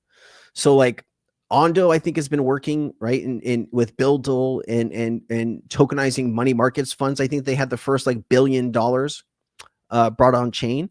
And I think Ripple is interested in getting into this area as well, if they haven't been already. So I think there's just I think people are underestimating how much money is about to come on chain. And I think people are going to be just freaking gobsmacked when they see, tens of trillions of dollars coming on chain over the next decade. Like, I just think people don't realize you're going to wake up and it's just going to be, because like here's the thing too. Over the last few years, right, they have been kind of dipping their toes in, testing it. Does this actually work? Can we bring this money on chain? What are the benefits of bringing it on chain? Right. And like, once they decide to move it from the old system to the new system, does that all happen in the flick of a wrist, like a flip of a switch? Or is that something that is, does that take years or decades to bring on chain? And I think some people believe that it's going to happen very quickly, and some people believe that it's going to be a slow drip. Regardless, I believe it's all coming. So we'll just see if Ripple can cash about that. D-Nice, there has been so much conversation about this already. There are some people in the chat that believe Zebec is like the second coming of God. I'm just kidding. Like, people believe that it's, there's a lot of more movement to come. And there's some people that have questions about some of the things that Zebec does. So, the consensus is some people like it, some people don't. I'm kind of in between. I'm trying to look at data on it. Raz has been saying a lot of things today that makes me believe that I should maybe go buy a little bit just in case, maybe a few $1,000 just to hold on to. But then if I talk to somebody else in the chat, I don't want to buy any of it. So it's hard. I did have some of it. I did make some money, but I did sell it because I just didn't like some of the things that were happening with Zebec and some kind of weird stuff. But I think, if you rewind the chat, like we talk about it a lot. Longfellow, good to see you. Nice to see you. 100,000 coming soon. Yeah, we were just talking about that. D nice. Yeah, man. We will get there actually probably before the end of the month. Like there's a strong chance. We got 6 days. Yeah, we'll get there. We'll get there before the end of the month. I talking about 100,000. The channel kind of took off. Like it was like November of last year, 2024. People don't realize that this channel, I had a channel before this. It was called Cryptonaires.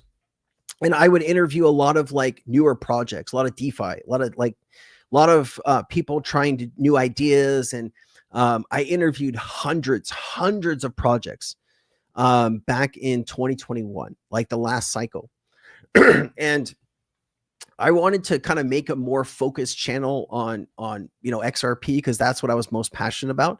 And so I stopped like uploading stuff on Cryptonaires and I started my own channel, this channel. And September 2022 is when I started this channel. And from September 2022 to November of 2024, I lost money every month I ran the channel.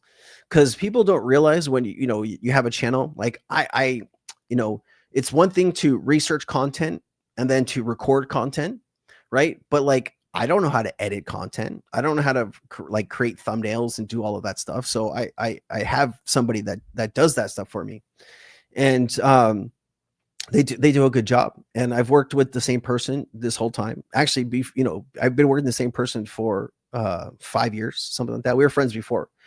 And that's who does like all the thumbnails and the editing for my videos, my content now. And so it's just crazy. Like the channel started taking off last November, and it was like the first time in my life that I had been able to like my goal was always to just make content, help people learn, and then people don't realize when you're at home. You're not like working a real job out here in the real world. How do you pay your bills, right? How do you pay your rent, your mortgage, your car payments, your insurance, your healthcare? How do you pay for all that stuff and do what you love to do?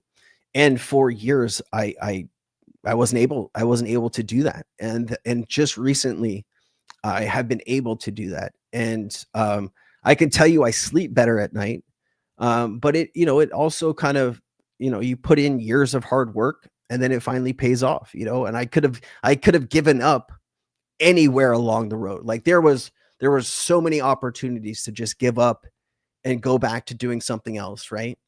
And, I'm pretty resilient when it comes to certain things. And I just won't give up. And it just worked out, and I'm very, very thankful for the opportunity to spend time with people every day and to just, experience laughs and hate for some stuff and frustration and joy. And I mean, it's pretty crazy. And,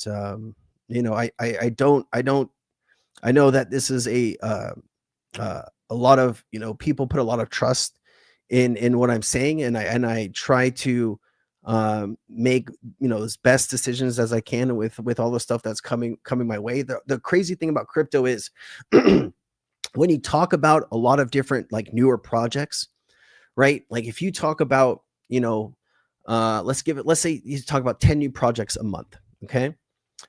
In a year's time, you've talked about 120 projects, okay? The crypto market is brutal, all right? Everybody has an idea.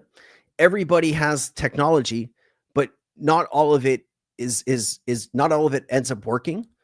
There are hacks, there are scams. I mean, the crypto market is ripe with all of this stuff. And you're trying to make good decisions as you go, but like if you spend 5 years in the crypto space, now you've talked about hundreds of projects over all of these years.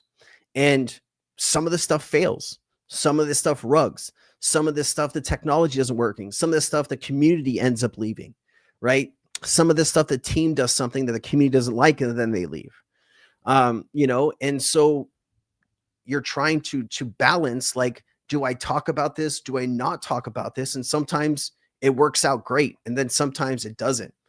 And you know, when it doesn't work out, those are the hardest days. Those are the hardest days that almost make me give up. And you know, it's brutal. It's brutal. Appreciate you. I love you. Thank you. Yeah, man. 100K. Crazy. Where are we going to be at the end of the year, though? You know, like, Sal, I don't use trading bots. I don't personally use them, but I can tell you I've looked at a lot of trading bot technology. Okay. And I can tell you the two companies. Well, I know, like, I can't remember.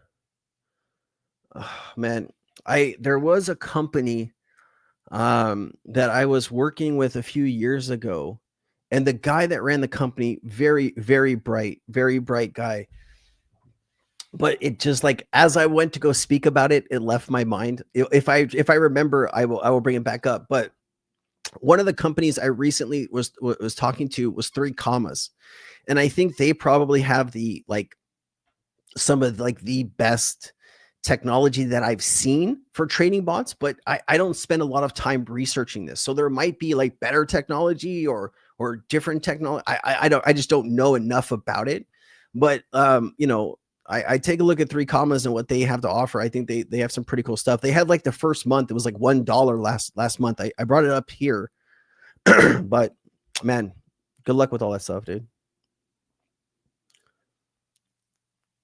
Let's see here. With all the laws, Vadim says, Sensei, with all the new laws coming out and being able to borrow money against your crypto, are you considering holding some of your assets indefinitely or still looking to exit completely? So Vadim, like, listen, I think my brain works multiple ways here, right?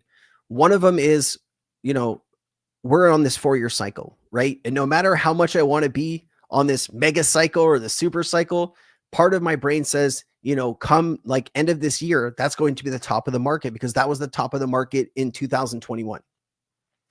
And everything that I tried to do after November of 2021, you know, you would put money into something and it would just keep kind of ticking down.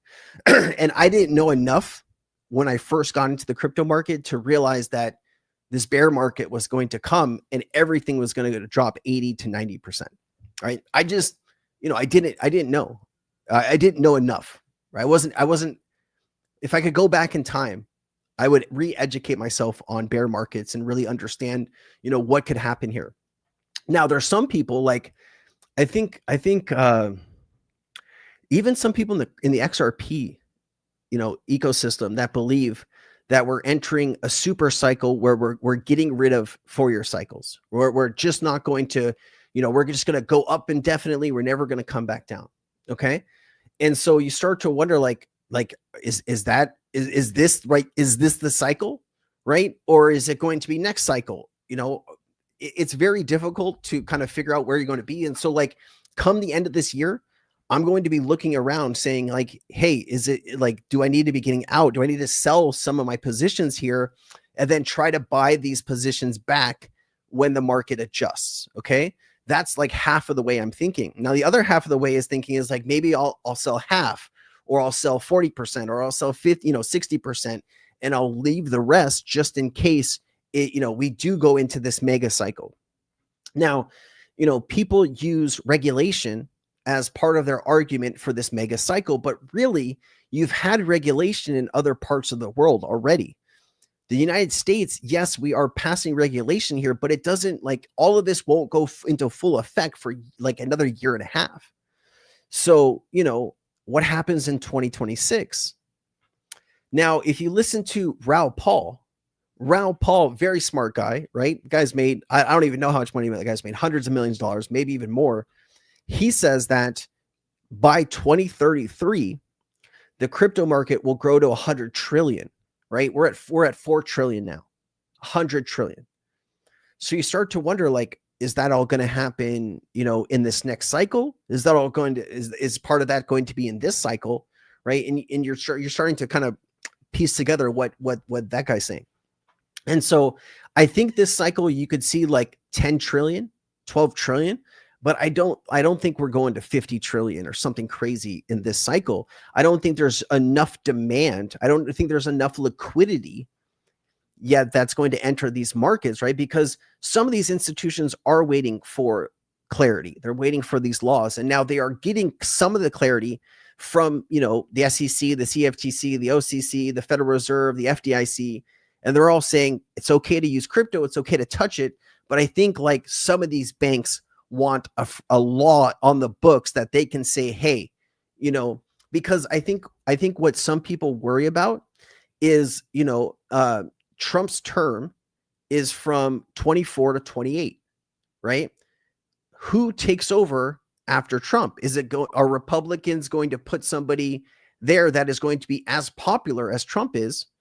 Or are, the Democrats going to, get back into power, and are they going to do something to hurt the crypto market? So like, there's all of these other things that I'm thinking about at the same time. I'm trying to analyze all this information. So it's very difficult. I know that we went somewhere way down here on left or right field here on your question, but I think there's a lot of things that I'm thinking about when you're asking me this direct question, and I hope that came across in my explanation. That was a lot. Yeah, Ondo tokenizing, Ripple selling it. Love that, man. I love that, Curtis. I love that.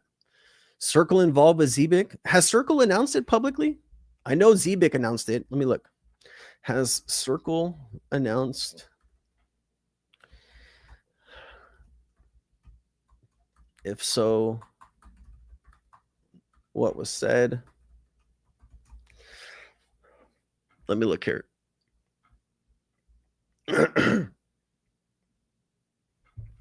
So on May 1st, Zebec publicly announced its certification as a Circle Alliance program member. The partnership officially integrates USDC Circle stablecoin as its default. See, look, now when somebody's talking to me about Ripple and Zebec, if Ripple was really partnered with Zebec here, why would Zebec be integrating USDC as the default payment across their payroll services? Raz, are you still here? Can you answer that? Like, why wouldn't that be RLUSD? Right. And then I guess maybe someone's going to say, maybe it's Circle, maybe it's USDC on the XRP ledger, which I would say, yeah, right. I need someone to really show me that.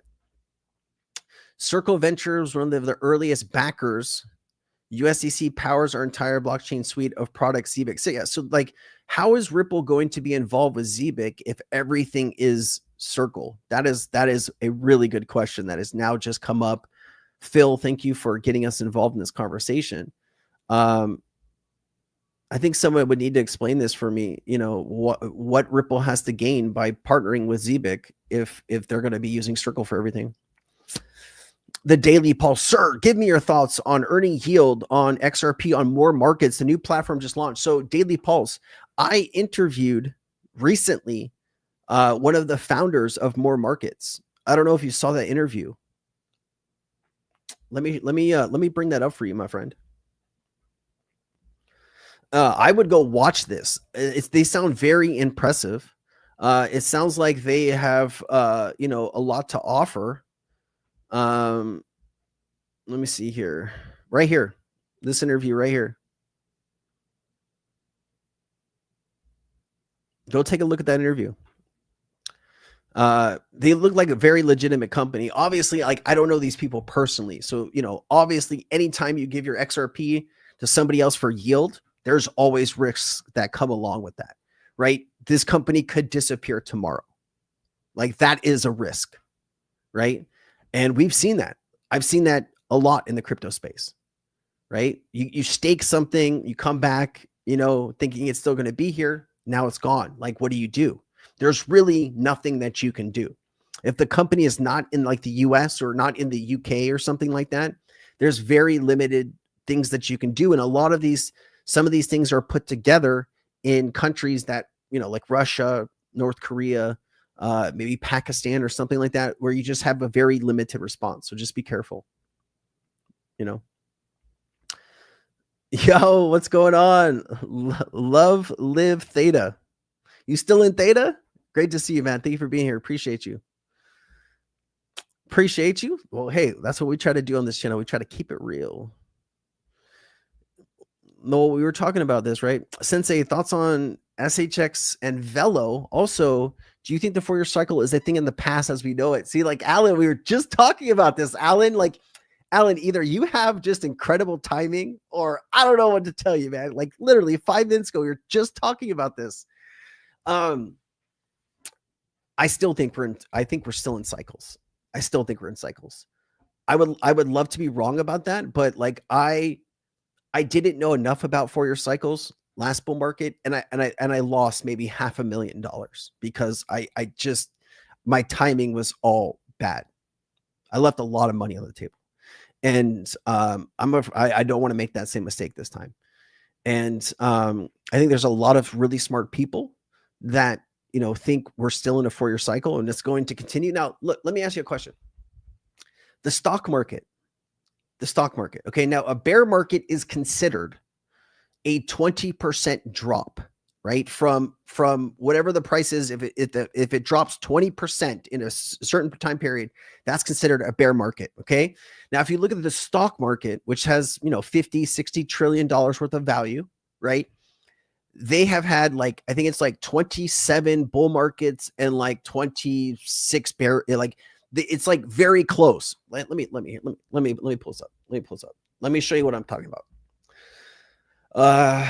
Looking at the stock market in the US, how many bull markets and bear markets have we had? What is a bull market and what is a bear market? Okay. Let me show you what I'm my thought process here. Where's the data? Here you go. Since 1928, in the U.S. stock and this U.S. stock market, S&P index benchmark has experienced 25 bear markets, in the same time period, 28 bull markets. Right. So now we're talking about a market that has been around for over 100 years that still goes through bull markets and bear markets. Hard to imagine that the crypto market is suddenly immune to those cycles, right? And even God, who's the other person that does a lot of XRP content that's really popular? Younger guy, Mickle.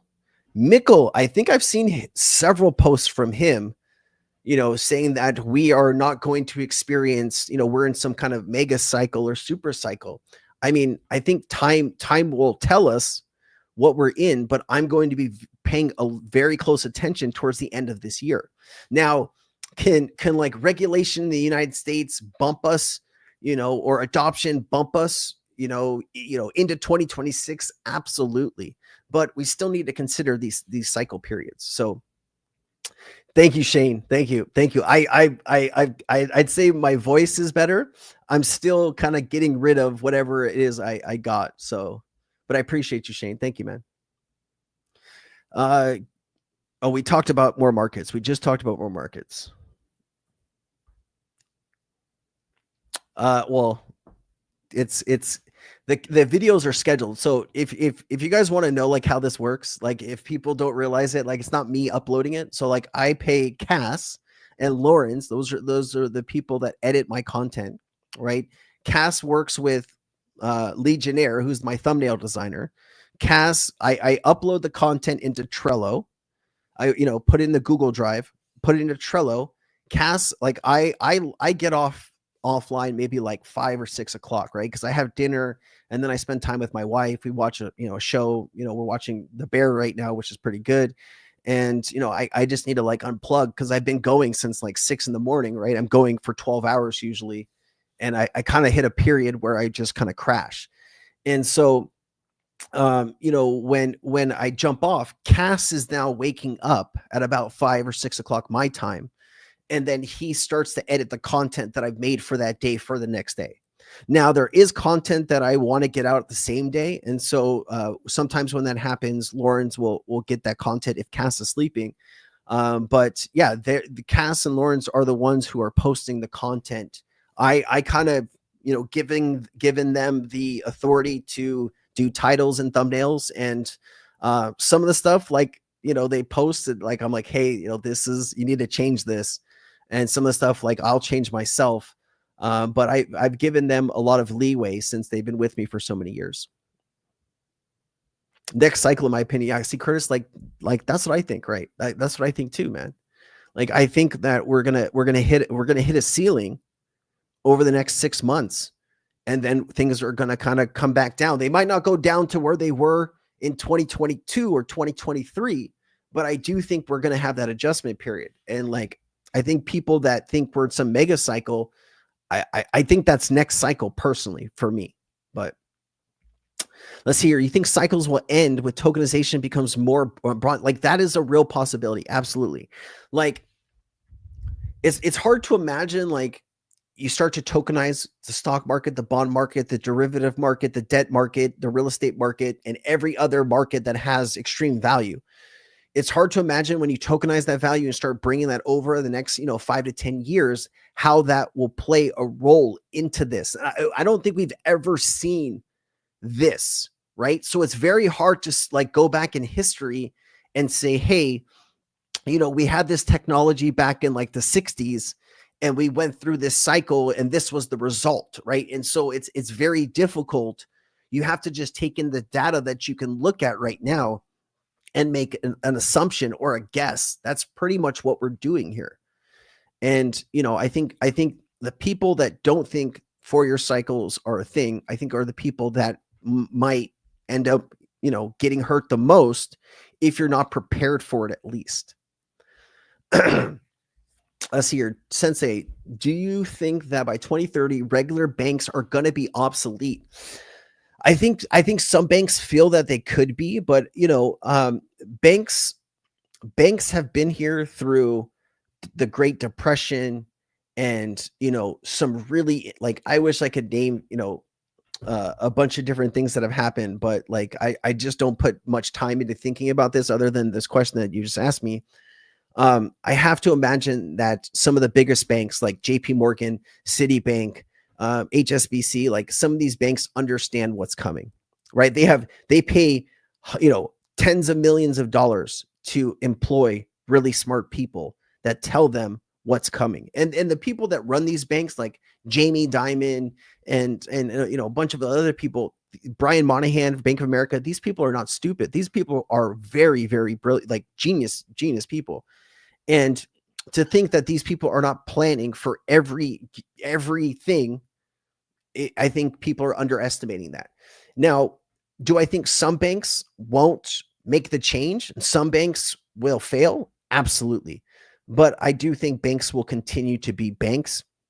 People will continue to want a third party to hold their money. Because, I mean, think about it. Like 100 years ago, where did you keep your money? You probably kept your money under your mattress or in a wallet closed, you know, on you, right? People had, you know, gold bracelets, right? When you traveled west in like the 1600s or something, right? Or 1800s, you had gold bracelets, and that's basically your own bank. I do think we're getting to a place where people are going to have the option to have their own bank, you know, with your own wallets or, you know, whatever it is. I think for the first time in a long time, people have the option to be their own bank. But do I still think banks will be here? Absolutely. I don't like, how are you getting rid of BNY Mellon? They hold $1 out of $4 in the United States under custody, right? They hold $52 trillion under custody. How are you going to get rid of something like that, right? Bank of America is the 6th largest bank in the world. These guys are not going anywhere. And I think the banks that have already been planning this for years are prepared. And I think some banks and medium-sized banks or credit unions or smaller banks that haven't even thought about crypto, I think those banks are going to get, you know, a rough awakening. I can tell you that the bank that my wife works at, like I go to a holiday party with her last 2 years, and nobody's ever asked me about crypto. I've asked her, have you heard of ISO 20022 messaging standard? She hasn't, they're not actively talking about this stuff on a day-to-day basis with her. So, you start to, I mean, Hawaii banks have always kind of been, they just got Zelle recently. And like, if you lived in California, you've had Zelle for like a decade, but you just got Zelle at some banks here in Hawaii. So some of these places are not thinking about this at all. And they're going to have a rude awakening very soon, I feel like. Aloha, bro. You're never late for the party, B-Fire. Great to see you, man. Great to see you.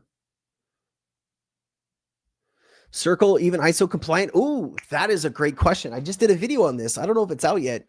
Talking about RLUSD. They're trying to position RLUSD to be the first compliant, ISO compliant stablecoin. That's an interesting idea. Like, I wasn't even thinking about that. But yeah, I think you're going to see ISO compliant stablecoins. That's going to be the new standard, right? So of course you're going to want, RLUSD to be ISO compliant, right? Bill Clayton says aloha from Colorado. We said hi from Colorado. Hey, Bill, great to see you. Nice to have you here, man. Thoughts on HBAR? Listen, if you're not right now, if you do not own ADA or HBAR or, XRP or XLM, or some of these tokens that we talk about on a daily basis here, XDC, SHX, like these are all things that I think people need to spend time to research.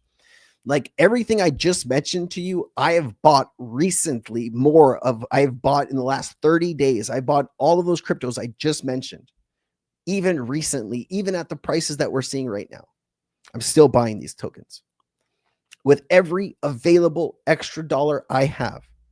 If you look at my bank account, my bank account has just enough money for me to pay my bills and for me to get by. And then everything else is in the crypto market. Like if you talk with a financial advisor, they'd probably say that's pretty silly. Like you should probably have gold or silver or this or that. I'm like, XRP, ADA, take my money. Take my money. Do you think XRP will drop after the fall? I think everything starts to drop once you start getting into a bear market. Nothing makes it through. Nothing makes it through unscathed. There's not one token that went up in a bear market where everything else went down. Everything adjusts. Adjust accordingly. Theta Network. Is Theta Network still around? I owned some Theta in the last market, but I have not paid attention to it. I think it was like 1,000 Theta. Actually, let me look. Is Theta still around? Like that's probably a few $1,000 if it's still going good. Theta. Oh, 88 cents. Okay, so I got $800 in Theta sitting there. Never surrender. I love that. I love that. LAX, thank you for being here, man. I appreciate you keeping the chat safe. Love you, brother. Take care of yourself. You need to take bioactive silver. Like, dude, I need to take something, man. I need to take something. Like when you call your doctor to make an appointment, they're like, oh yeah, your doctor has an available appointment like next week. It's like 8 days away. You're like, how is that going to help me right now? I think I just kind of gave up on that, but you're right. I need to send a message to my doctor to get some stuff. Thank you. Mickle works for Jake O. Is that Jake Claver? Mickle works for Jake? Or is that somebody else named Jake? A lot of people named Jake in the crypto market, huh? Any tips for transferring crypto from Coinbase? My coworker acquired a lot of XRP in a short time, like a month, and it raised some red flags with Coinbase. I mean, it shouldn't be too bad. It shouldn't be too bad. Like if the person's KYC'd and the money's coming from legitimate sources, I don't think they have a problem. But if you're moving crypto off an exchange into a crypto wallet and you've never done it before, you send a very small amount first, $5, $10. Make sure it gets to where you're going, and then just rinse and repeat what you just did with the larger amount. I know that it can be stressful or even scary. So I know some people that send, if they're moving 50,000, they'll send maybe 5 batches of 10,000, right? Because if you send it and it doesn't get there, you're screwed, right? It sucks. I've done that, man. I had Gala nodes. I have Gala nodes, and I had like $6,000 in Gala, and I was moving it to buy something else, right? Because Gala wasn't doing anything, and I was like, I took a phone call. My wife was talking to me, and I was trying, like, I thought I had it. Like, I was like, I got this. I ended up accidentally copying the wrong address. Like, instead of like the address for the MetaMask where I wanted to move it. This is before you paired your wallet into Gala. I ended up sending the Gala to like a ETH, the address for Ethereum, and so that's gone. You cannot get it back. So, Longfellow, thank you. $4.99. Where do you recommend selling your crypto once time comes? Any exchange that is reputable and has liquidity. If I'm in the US, I mean, I'm going to Coinbase or Kraken or something. I mean, personally, I'm going to Coinbase. I don't think Coinbase is going anywhere personally. I probably have too much money sitting on Coinbase right now. I should probably move it into a wallet, but sometimes I'm moving and I'm shaking, and I want to be able to have liquidity, but yeah. Most reputable.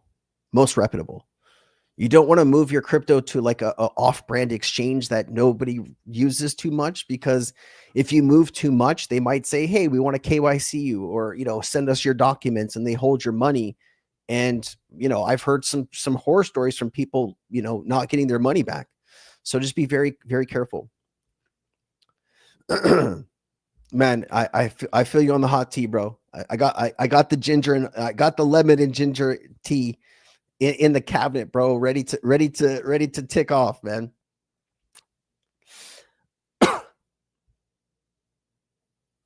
Are we on a delay? No, I'm just reading comments from like 10 minutes ago. I'm sorry.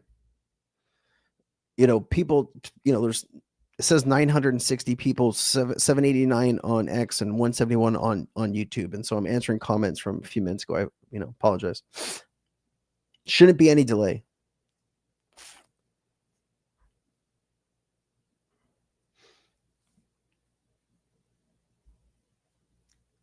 Don't forget Sui. Oh yeah. Sui, dude. Thank you, Richard. See, this is why Richard is here, man. Richard keeps me in line. He says, Sensei, don't forget about Sui. Absolutely. Like my mom just put, my mom does it, she's just starting to learn about crypto, right? And I've been telling her about XRP for 5 years, and she just now started to listen. Okay. And, she said, hey, Rob, I want to put some money into the crypto market, for, whatever, for you, or my brother's name is Ben, for you or Ben, for, well, it's a weird thing to talk about with your parents. You don't really want to, what they're asking, but you don't want to like answer that part of the question, right? Because you're like, hey, you're going to be here forever, right? And so, my mom said, well, what should I buy? Give me 3 cryptos. And so, of course, I gave her XRP, I gave her HBAR, and I gave her Sui. Those are the 3 cryptos I gave her. And actually, if somebody calls me out of the blue and says, hey, I want to get into the crypto market, which crypto should I get? I give those 3. Because, most people that are just getting into the market, they're not spending time like you or I on this stuff, right? And I want them to be able to get something that's still going to be here in 6 months or 12 months or whatever it is, right? And so I give them those 3. Hershey, Pennsylvania. Leanne Haynes. Great to see you, Leanne. Thanks for being here. Appreciate you. Let's see here. Can we just hold XRP past the bear market to the next bull market? Baby XRP, you can absolutely do that. You can absolutely do that. There are people that will not sell XRP regardless of how high it goes or how low it goes. You know, they just want to keep adding to it, and eventually, you know, in 5 years or 10 years, when they get to that point of retirement, that's when they're going to sell and get out. So you can absolutely do that. Some people will try to time the market so they can maybe try to sell close to the top, right? And then when things go back to the bottom, whatever that bottom looks like, they can buy, you know, 2x or 3x or 4x the amount of XRP that they had. So that's the thought there. But absolutely. Price target for HBAR in this cycle, maybe a few dollars. You know, you're already at 25 cents, a few dollars. But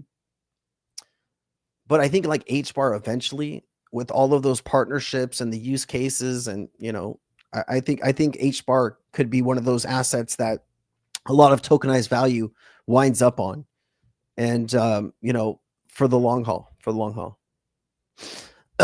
Yes, Tether is definitely in trouble. So I've heard Tether is going to try to get around this stuff, creating a new stablecoin on Tron for the US.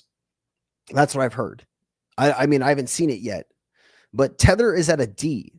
Tether has a D rating. The blue chip rating for stablecoins: RLUSD A, Circle B plus, Tether D. I mean, think about if they would have said Tether is an F. Think about if they said Tether is an F. You have a D. Like, you're not getting through school with D's. Anyways.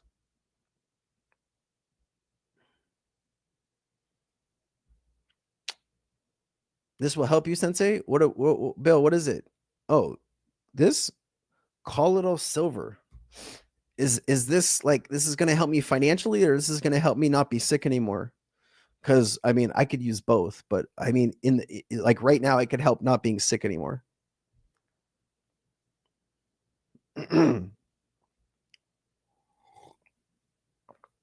Yeah, man, we had Ozzy Osbourne, we had the Hulk. Hulk Hogan like died, was that yesterday? And there was another person that was on what's the guy's name? He was on one of those like really popular sitcoms in the 80s. I can't remember. I'm not good with celebrities names, you know. Heath Savage says I should look into XCN. They have big developments in the future. That sounds like a scam comment, man. I'm feeling anxious about that comment. It's like when I look through the comments in my videos, you see all the scam comments, and then like it was like Belarus network or something. Scam. You know, like I think I have banned 10,000 bot accounts from my channel, maybe more at this point. And they just keep coming back. There's nothing you can physically do to stop. YouTube just allows spam comments. They just won't do anything. It's crazy. Yeah. Well, you know, shady people hang out with shady people, right? That's how it goes, right? Justin Sun, he was under indictment here in the United States until he gave, what was it, $100 million to Trump? Well, did he spend $100 million on Trump's token? I can't remember if he gave his campaign money or if he bought his token. Anyways, it was like, you know what? Let's find out exactly. How much money has Justin Sun donated to Trump or bought the Trump token? How much money? Much money in total. Money in total.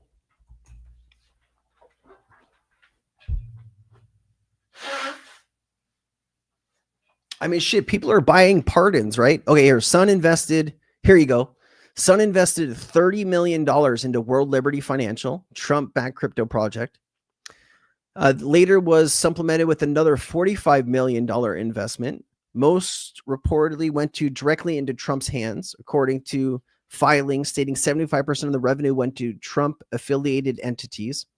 In 2025, Sun became a top holder of Trump meme coin, holding at least $18.6 million worth of it in May, and he's pledged and initiated the purchase of an additional $100 million in Trump tokens in July. There you go, man. If you are under indictment by the federal government, buy your way out. That's what he did. Crazy shit, dude. Crazy stuff. Bill Cosby show. That's right. But who is the Malcolm Jamal Warner? Thank you. That's who I wanted to. Anyone know anything about Shiba Inu? That's a question people asked in like the 2021 cycle. I don't know too many people talking or trading Shiba Inu right now. Unfortunately, I don't have any information to give you. I do apologize. Yeah, there are a lot of scams on YouTube. I don't know how, like anytime like my team puts a legitimate ad together on YouTube somehow finds a way to deny the ad, right? Within a few hours or a day, it gets denied. But somehow these scams are allowed to just flourish. I don't know, man. I don't know. Oh, Kate's here. What's up, Kate?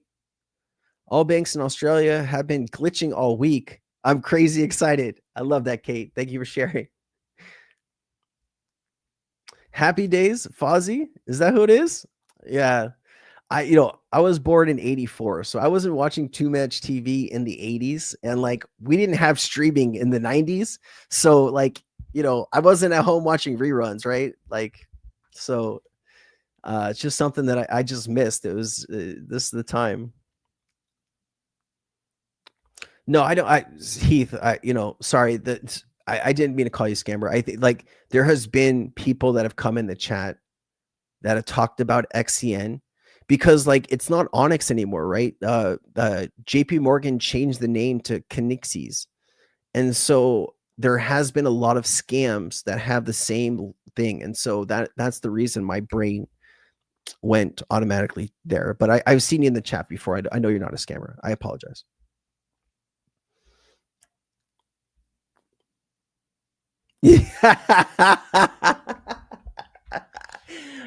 Oh my God, Longfellow, you are too funny, man. You are too good. You're too funny. Oscar still trades Shiba Inu. There you go, Oscar Ramos. There you go. That's who you should definitely check out. Do you think meme coins will disappear in the future? Well, that's just like saying, do you think people will give up gambling in the future? People never stop gambling. I think there will always be a place, but I think there's a safer way that we can participate in meme coins. Like if you forced people to register a company, right? Got to give an ID, got to have some type of, whatever the business plan is. Hey, I'm going to create this meme coin. It's going to suck, whatever. Like, I don't know. But if you cause businesses to actually register, you would cut down on the scams.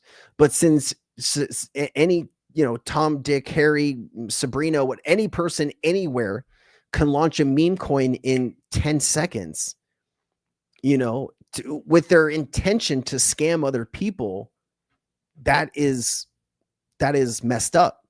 And like the only way to stop that from happening is to require people to register. And I don't know if governments are going to go that far.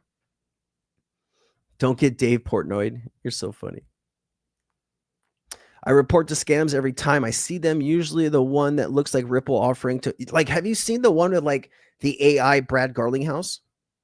Have you seen the one recently with Brad Garlinghouse? It's like an AI. Like since I've seen like hundreds of hours of Brad Garlinghouse and interviews and things like that at this point and clips. Like I know if it's real or not, but the average person might not know that, right? I think the average person is really not understanding that a lot of the stuff that they're seeing on social media today is AI generated. And scary stuff. Like, if you are not spending time every day right now on AI, learning how to use it and how to kind of like, better help you doing whatever it is you're doing, people are really kind of missing, like, this next few years is going to be really, really big. Really, I mean, like 20% of the workforce will be replaced. If you have a job right now that maybe an AI can replace you, you better be learning how to use that AI so you cannot be replaced, right? Like, if it's between you and 10 other people, they're going to pick the person with the most skills. And if you can show you have skills and how to use AI, you're going to be more valuable to any company, especially over the next few years, guys. It's really hard to say best ROI, right? Because, like, if you're looking for the best ROI, you obviously want to buy something that just launched, right? Something that is going to be big, but is going to have a fair launch, right? If you can buy something at, 50,000 market cap and it goes to 10 million, you've just gotten like a 200x, right? Or something insane. It's hard to kind of play in those ponds, but like the majority of people that come to the stream, they're, people that are not going to spend their whole day watching a token if it's going to go up or down. They have jobs, they have families, they have things they need to do outside of crypto. And, if you're going to be trading a lot of new projects, you got to spend the time to, make sure you're not going to get, dunked on here. Now, I think I've moved away from, trying to find the next 1000x or 10,000x. I'm more interested in learning about some of the crypto projects right now that I think are going to have trillions of dollars in value moved on those chains over the next few years. And I would rather play those safer bets over the next 5 years, because I figure I'm 40 now. If I could retire by 45, fully retire and not have to, do anything. I don't know if I could just not do anything, but like that'd be great. I find myself, when I get a lot of new projects, sometimes I go to sleep and then I wake up and those projects are not here anymore. And like, when you have a community and you have a lot of people around you, like, I find myself less and less wanting to talk about a lot of new things because I'm scared something bad will happen. And usually does in the crypto market. It usually does, So, like I XRP, if a friend's calling me and asks me what they should buy, I'm telling them XRP, I'm telling them SUI, I'm telling them HBAR, XLM, ADA. I think ADA is still going to run pretty good the next few months. Heath, are you talking about like JP Morgan's ecosystem? If you're talking about JP Morgan's ecosystem, absolutely. But if you're talking about something else, that could be something else entirely, man. What's up, WH? How you doing? Yeah, I mean, I just bought some more XLM. I just bought some more ADA. I bought some more SHX. I bought some more XDC. SUI, XRP. I bought all 6 of those recently.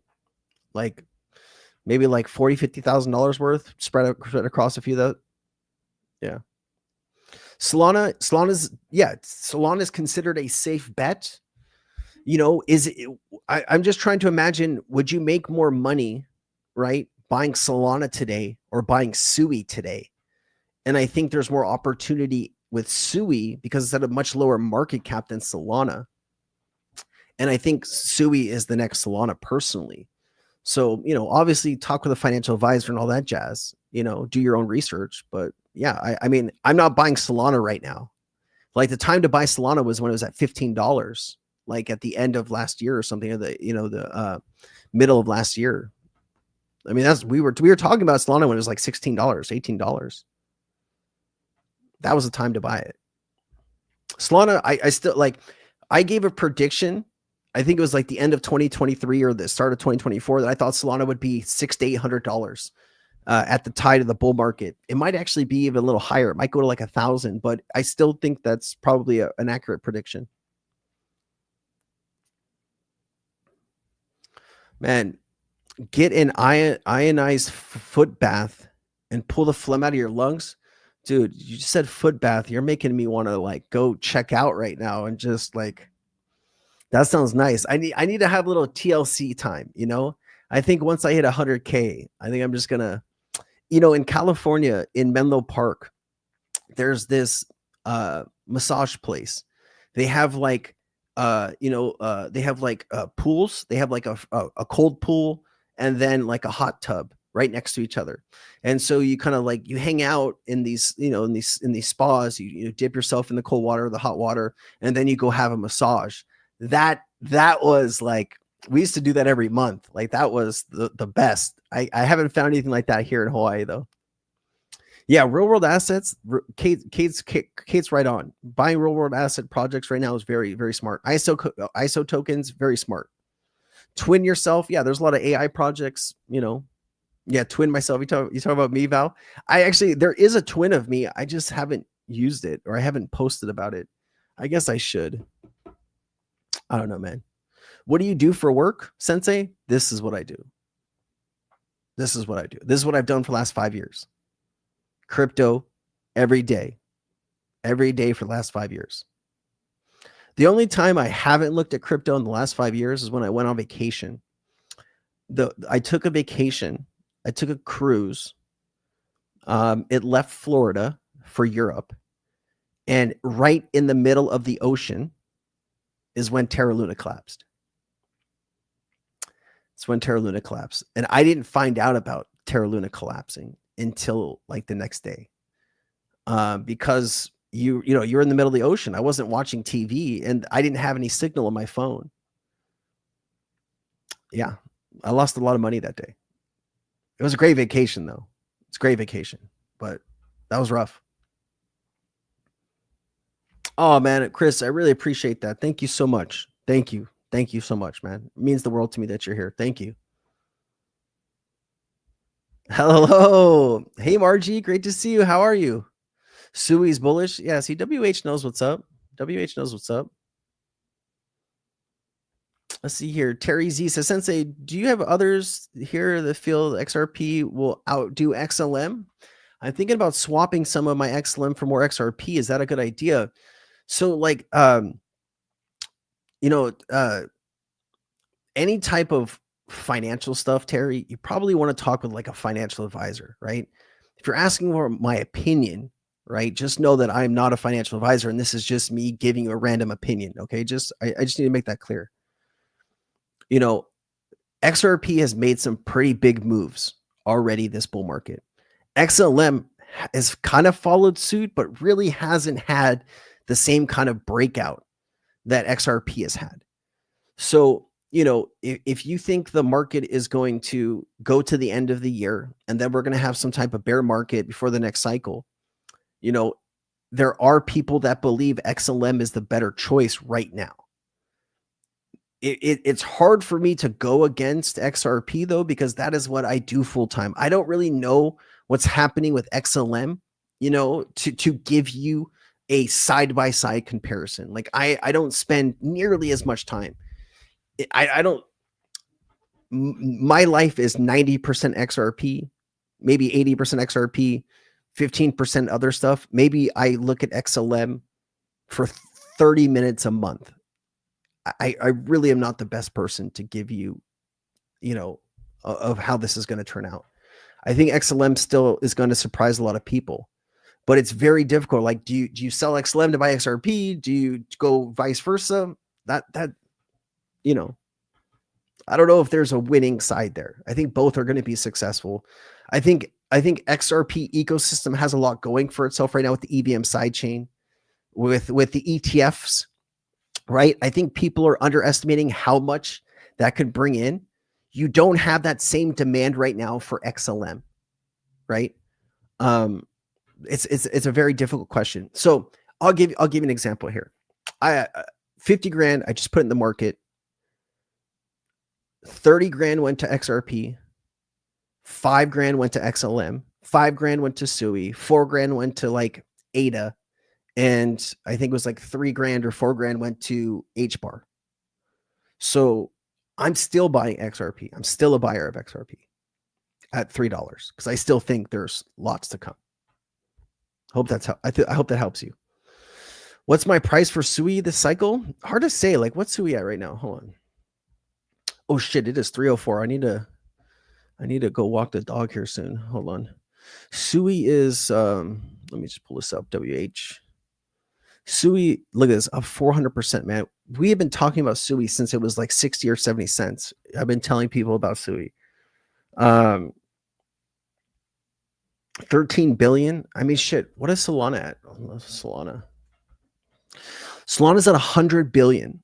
I mean, there are people that believe Sui is a better ecosystem or is going to be a better ecosystem than Solana. I think Sui could go to, 30 to 50 billion still. I think Sui still has a 5 to 8x into it, maybe. I think Sui still got some juice, more than Solana.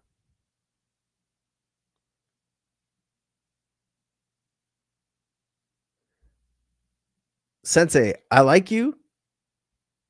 I want you. Now we can do this the easy way or the hard way. The choice is yours. Damn. Okay. All right. That's haven't had anyone say that to me recently. So thank you. It's nice to be wanted. I appreciate you. I really appreciate you. My wife might have something to say about it though. So, we better be careful on that one. Sensei, how are you feeling today? Oh man, I'm still trying to get over this. My sister-in-law went to a hair salon today in Michigan and to pay the stylist in crypto through Uphold. That's awesome. That is awesome. Your sister is incredible. That is a really, really cool. I love that. Like, see, like I have a problem though spending my crypto. Like I don't want to spend crypto on anything. I want to keep, buying it and keep holding on to it. But anyone that's actively out there using crypto in the everyday economy, man, got to show some love and respect for that person. Yeah, sometimes I overshare though. So you just got to be careful with that, Andrew. Sometimes I overshare. H bar up 875 now. Bill, we're pumping it, man. We're pumping it right on stream here.